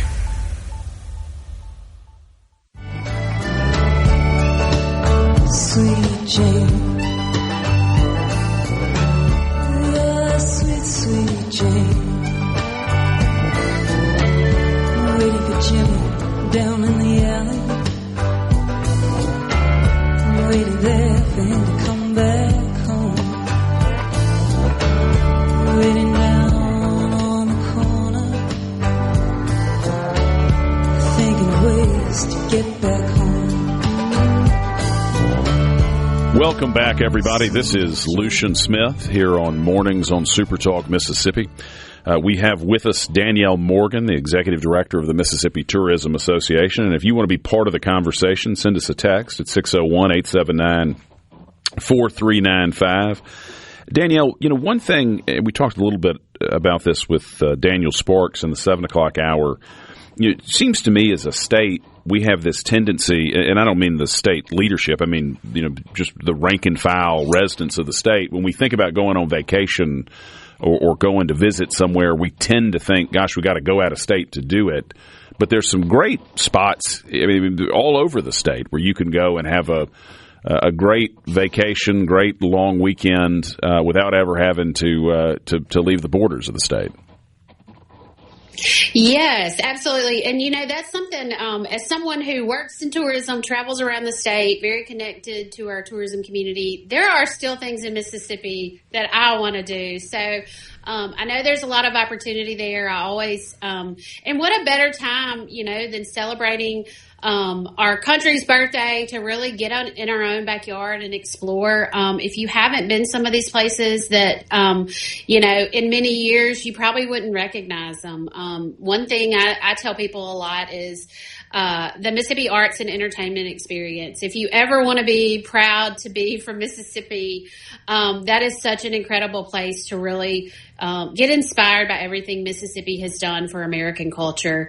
And so many people haven't seen those great attractions like that. The Mississippi Aquarium, the Grammy Museum, they had a big birthday last year, celebrating a decade. So there's so much to see and do. And of course, our coastal communities just keep getting better and better. The secret's getting out there. I think we're starting to see. It's not a secret anymore, for sure. I wonder, casinos have been such a big driver of tourism to Mississippi the last 30 some odd years. How is that changing as you're seeing, legal casino gaming in other states? Are we still getting a big group of people coming to play in Mississippi? It is still a big draw. I think, Mississippi was such a leader in the Southeast on that. There is a lot more competition now. So that does certainly, we have to continue to compete for those dollars, but it's certainly still a huge driver. Gaming is still thriving in the state, but certainly more competition than there used to be. So looking at different ways we can make sure we're continuing to draw people in for our gaming facilities. So for people who have kind of a typical summer, I know a lot of schools are changing the way the school break works. But if you're somebody listening right now who's thinking, gosh, we don't really have a trip planned in July, but we want to go somewhere in Mississippi, what would I know you represent a bunch of different people on that board, but if you had to put together a couple of options for them to consider, what would be your long weekend suggestion for somebody?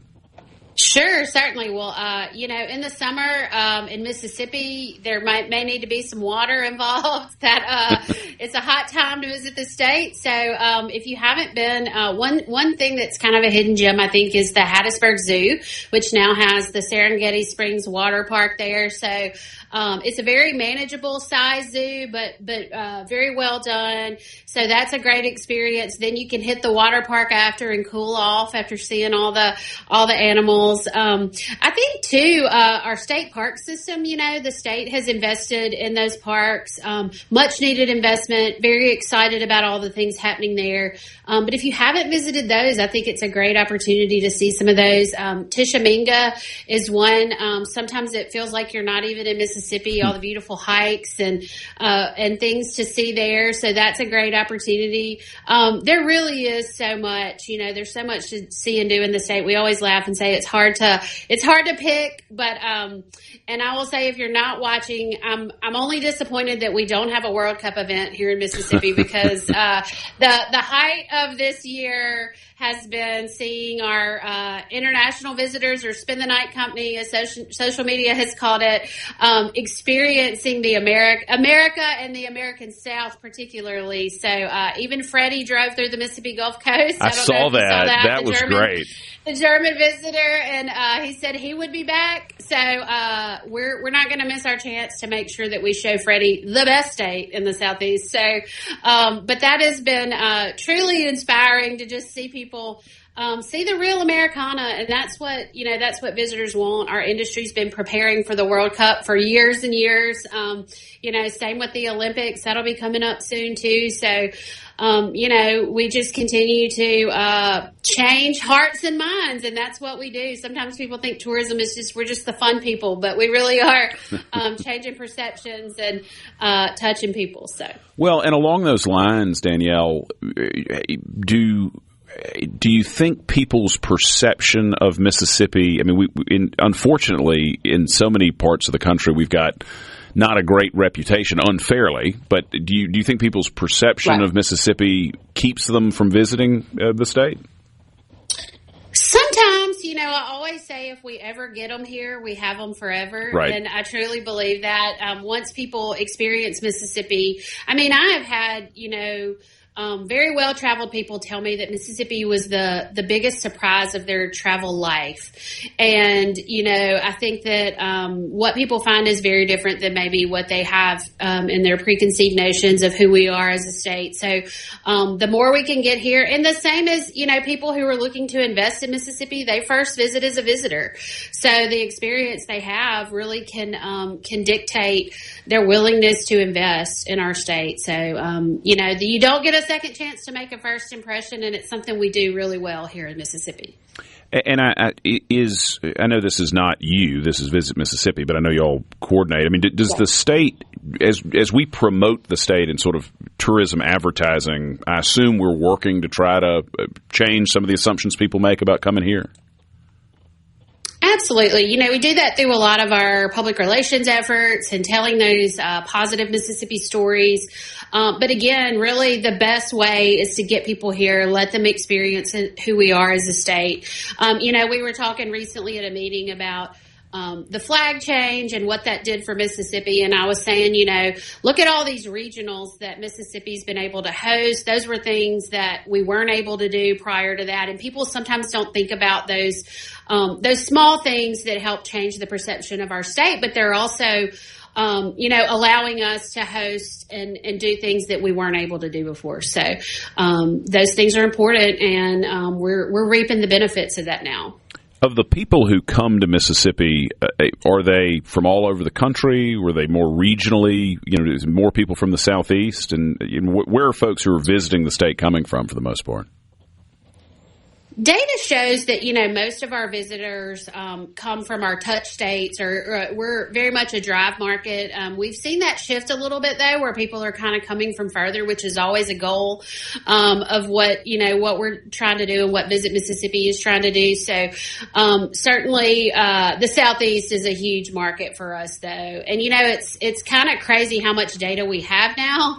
But, seeing how people are spending, one statistic recently said 36% of local spending came from visitors. So If you think about your favorite mom and pop retail establishment, restaurant, all of those things, they really depend on visitors to keep the doors open. So exciting to track that. I always say it's really creepy from a consumer standpoint, but from a tourism marketing standpoint, it really we have so much data about what people do when they actually get in the market that it really helps us, be nimble in how we're recruiting people and marketing to people as well. So. But the less we know about it as consumers, the better. That's probably right. And what about international visitors? How do we do on folks from outside the United States coming here? Yeah, Europe is still a huge market for us here in Mississippi. We're always growing and expanding those markets. We've seen a little dip, I think a lot of different reasons for that, but always working that. We have reps working in other countries on behalf of Mississippi, making sure that they're selling Mississippi to our international visitors. And like I said, they really want to see that real Americana. They want to see something that their best friend hasn't seen on their trip to America. And so that's something Mississippi offers.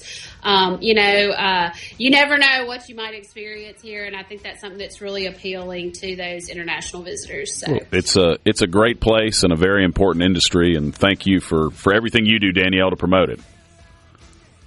Thank you, Lucian. Great talking with you. We appreciate you having us, and always happy to share all the great things happening around the state. Thank you. We've had Danielle Morgan, the Executive Director of the Mississippi Tourism Association. We're coming up on a break, but stick with us. We got more coming up here on Mornings on SuperTalk Mississippi.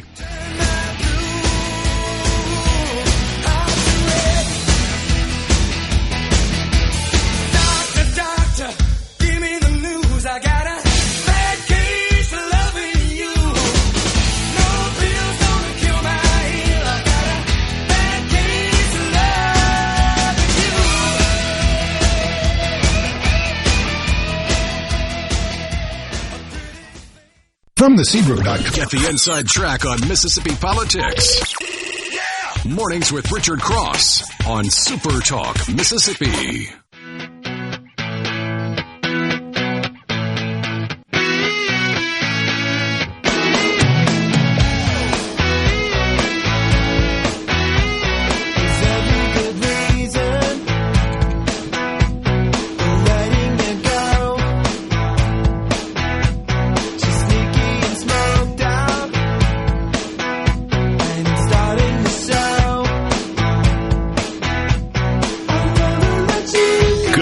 Y'all, this is Lucian here on Mornings on SuperTalk Mississippi.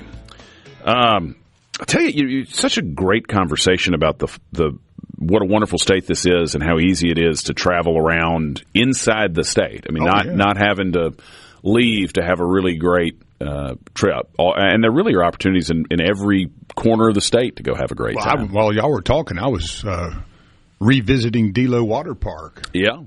So if you're in the central Mississippi area, and as soon as the deluge leaves us and the heat gets back to 140, you're looking for a little place to go dip, Delo Water Park, man, is right down the road. Yeah. Beautiful area. Not far at all. One of those hidden gems, though. There's tons of those they're all over over. the state. Yeah. They're all over.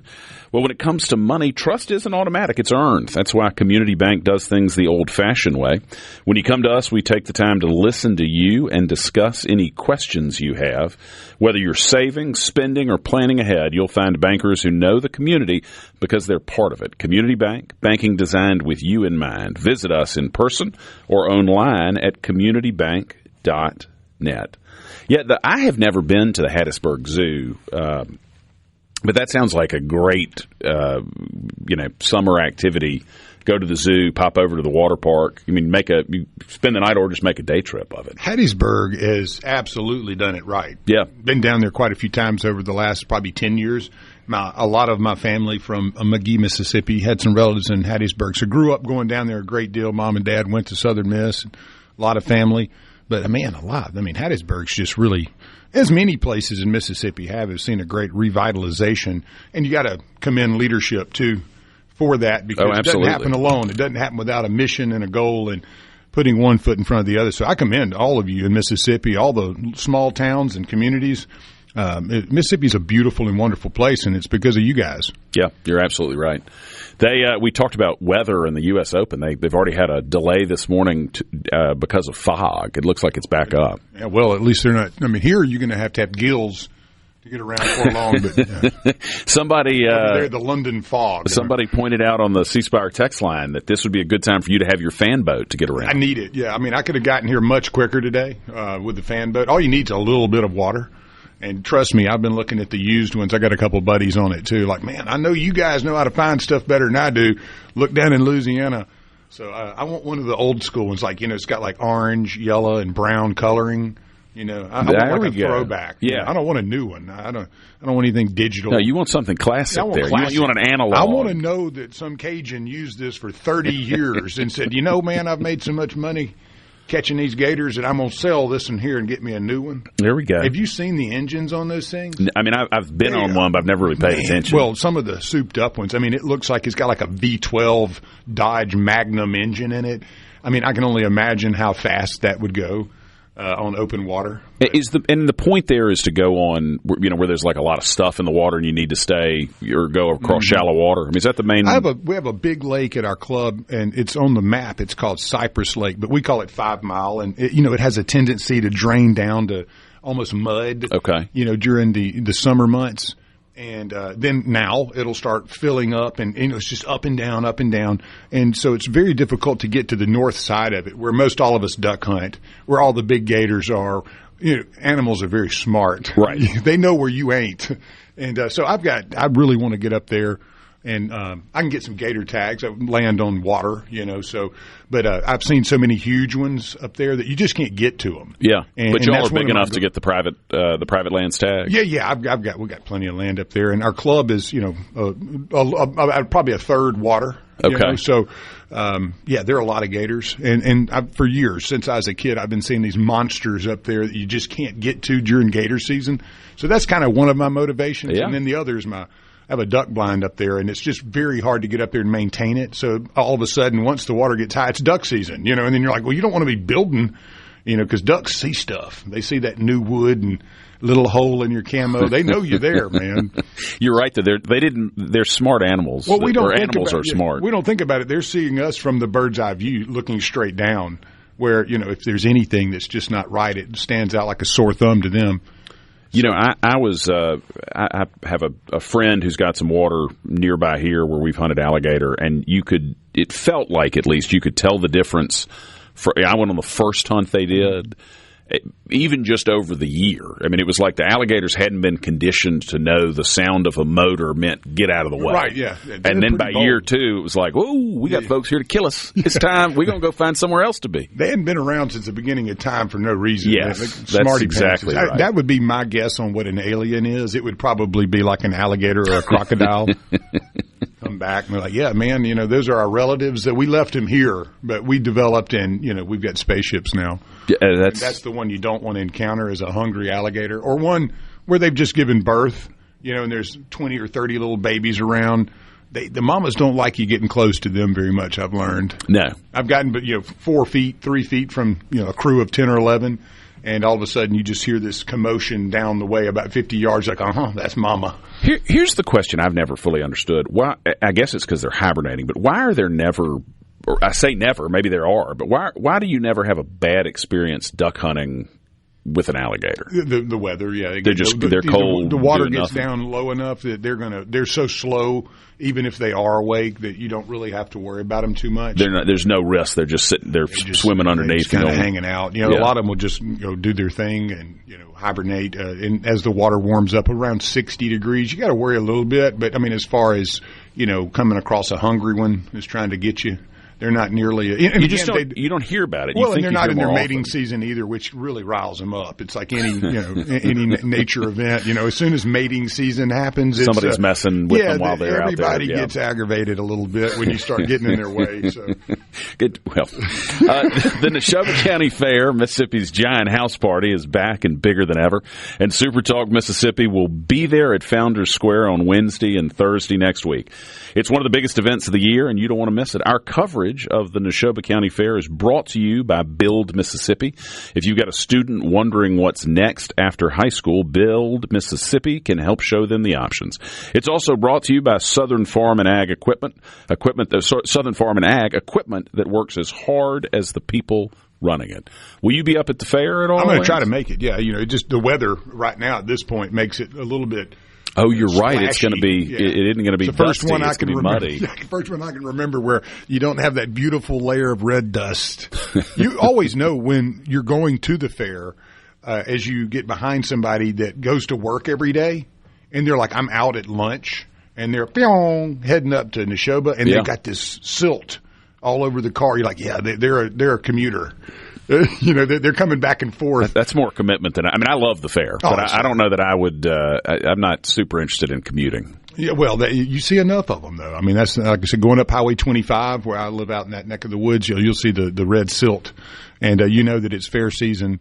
But yeah, I'd like to. It's always a fun event. A lot of family from the Philadelphia area on my dad's side out around House, Mississippi. So I always get a chance to go to the cemetery and see some of my deceased relatives and reminisce with them a little bit. So I get to go by the Williams store. Oh yeah, man, I love going in there.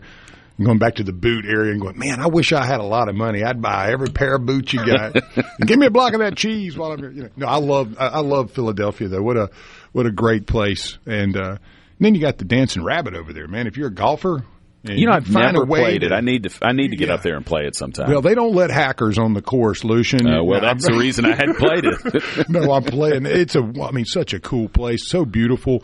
I had an opportunity to go hit off the range many years ago. I've never played the course, but the way they had the balls stacked up in this pyramid, and I'd played so much golf over the years, I'm like, man, I've never had that treatment where you walk out and the balls are all stacked up on a little pyramid, and you don't have to reach into a bucket.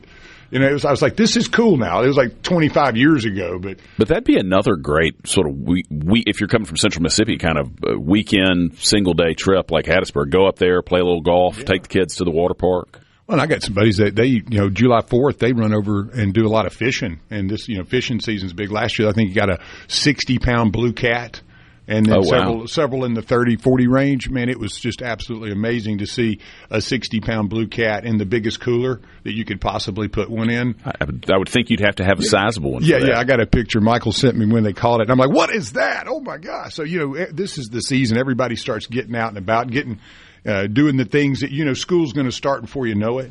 And so you gotta get out and do your fishing, your traveling, and see a little bit of something before the world gets fast again, because it will in about, a month and a half? I tell you, it just goes so quickly. Kids will be back in school. Taking these little trips get tough, so you got to take advantage of it while you can. And a lot of great places, like we've talked about, a lot of great places in the state to do that. Y'all, this is Lucian here with Lance on Mornings on SuperTalk Mississippi. Stick with us. We'll have final thoughts coming up next.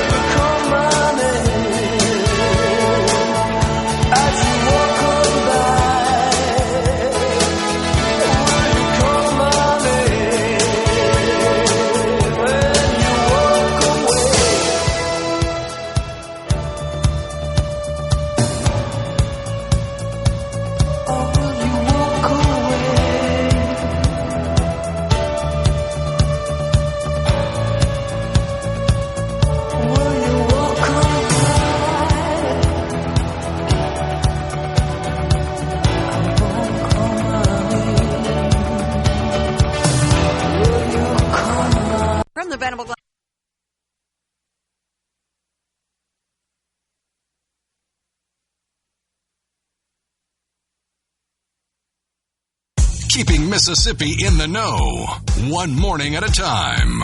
Mornings with Richard Cross on SuperTalk Mississippi.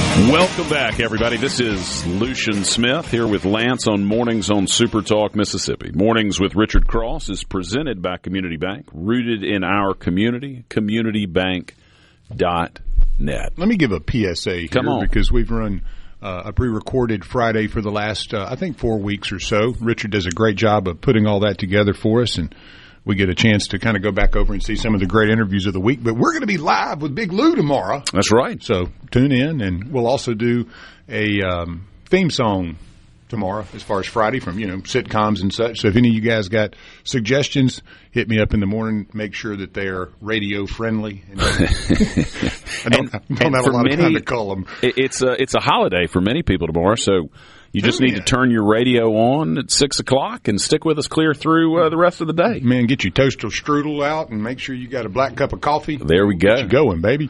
Hey, one thing I wanted to mention, Hegseth came in and took the leather glove off and slapped NATO in his speech, basically stating that, hey, guys, you're going to have to do more. Y'all been freeloading off America for too long. And that was kind of his speech as far as it went. I heard it kind of went over fairly well. And so you got that there, Hegseth telling NATO you got to do more, man. And my sense is that's something that there's people have made such a big deal of the way the Trump administration has handled our allies. But the sense I get is that is a message we've been carrying privately for years and years and years. They just hadn't said it out loud, and it's been difficult. Fell on deaf ears. That's right. Well, and when you have the ability to say, well, we really didn't hear you. Right. And nobody's going to do anything about it. It seems like maybe you have an administration now that is a little bit more thoughtful of the value of Europe actually investing in their own defense. Right. Maybe that would be a good idea. Yeah, I think that's right. And then finally, with the Iran deal, two things I wanted to say. Obviously, we don't know if this is going to turn out to be great in the middle. You know, it's kind of like the three bears with the porridge, right? You just don't know. But in comments Trump has made, you know, he doesn't want to preside over a Great Depression. He knows that midterms are coming. It's important. Oil prices need to get down. The economy needs to kind of get back to usual. And in your opinion, obviously, politics is politics. But when people are feeling the punch in the gut like they have with gas prices and the farmers with pesticides and fertilizers and that, there's got to be some impetus for this decision to say, hey, enough's enough. We can't have an economic crisis. We got elections coming. Can't lose the momentum. And this is the best that we're ever going to get, which is about what it was before. Outside of the, you know, the restrictions on trade and those things, it seems like we're going to free them up a little bit for the first time since like 1979. And it's not clear what we got for it. I mean, I think you're exactly right. That is what drove it. We are in summer season. People are driving more. You know, this is when folks go on vacations. They load up the minivan. They get going somewhere. They're really feeling gas at the pump. Gas prices at the pump. We're also, inflation is not slowing down like we talked about. I mean, the Fed didn't decrease interest rates. It sounds like they may end up raising them at the next meeting because of inflation. You put those two things together, people are hurting, and I do think that was probably the motivation in the White House is we got to do what we can to stop putting upward pressure on gas prices, which is what has happened since they shut down the Strait of Hormuz. But I think it comes back to the question that it brings up is, what was the point? Yeah. I mean, Iran was never going to be Venezuela. No. I mean, we won Venezuela in 30 minutes. Yeah, 95 million people, a little harder to deal with in the mountains and with a 3,000-year history of basically saying, no thanks, you're not coming in here. It's one of the reasons that you didn't see action against Iran previously, even though, you know, Israel would have been happy for us to do it. There have been others who would have been happy for us to do it. But, I mean, everybody knew that the Strait of Hormuz could be shut down by the Iranians and then it would have serious consequences.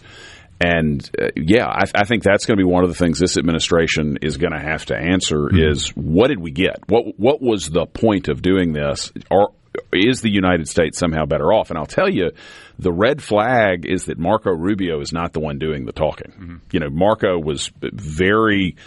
Secretary Rubio was very public about most of what the administration's been doing, but now he's disappeared. J.D. Vance is the one who's out explaining this. JD's filling in for Carolyn today, too, if you're looking for entertainment on the news cycle. You know, he'll be the one doing the press conference today. Well, it's kind of like they did with Secretary Rubio. You know, it's almost like Trump. I mean, the man trying him out. The man loves an audition, and you get the sense he's a showman. He's like, all right, Marco, it's time for you to go out. Let me see what you can do. And I think JD's getting that treatment today. Y'all, thank you for spending your morning with us. Like Lance said, we'll be back live tomorrow. This is Lucian in for Richard here on SuperTalk Mississippi. Coming up next, Fox News, followed by SuperTalk Mississippi News.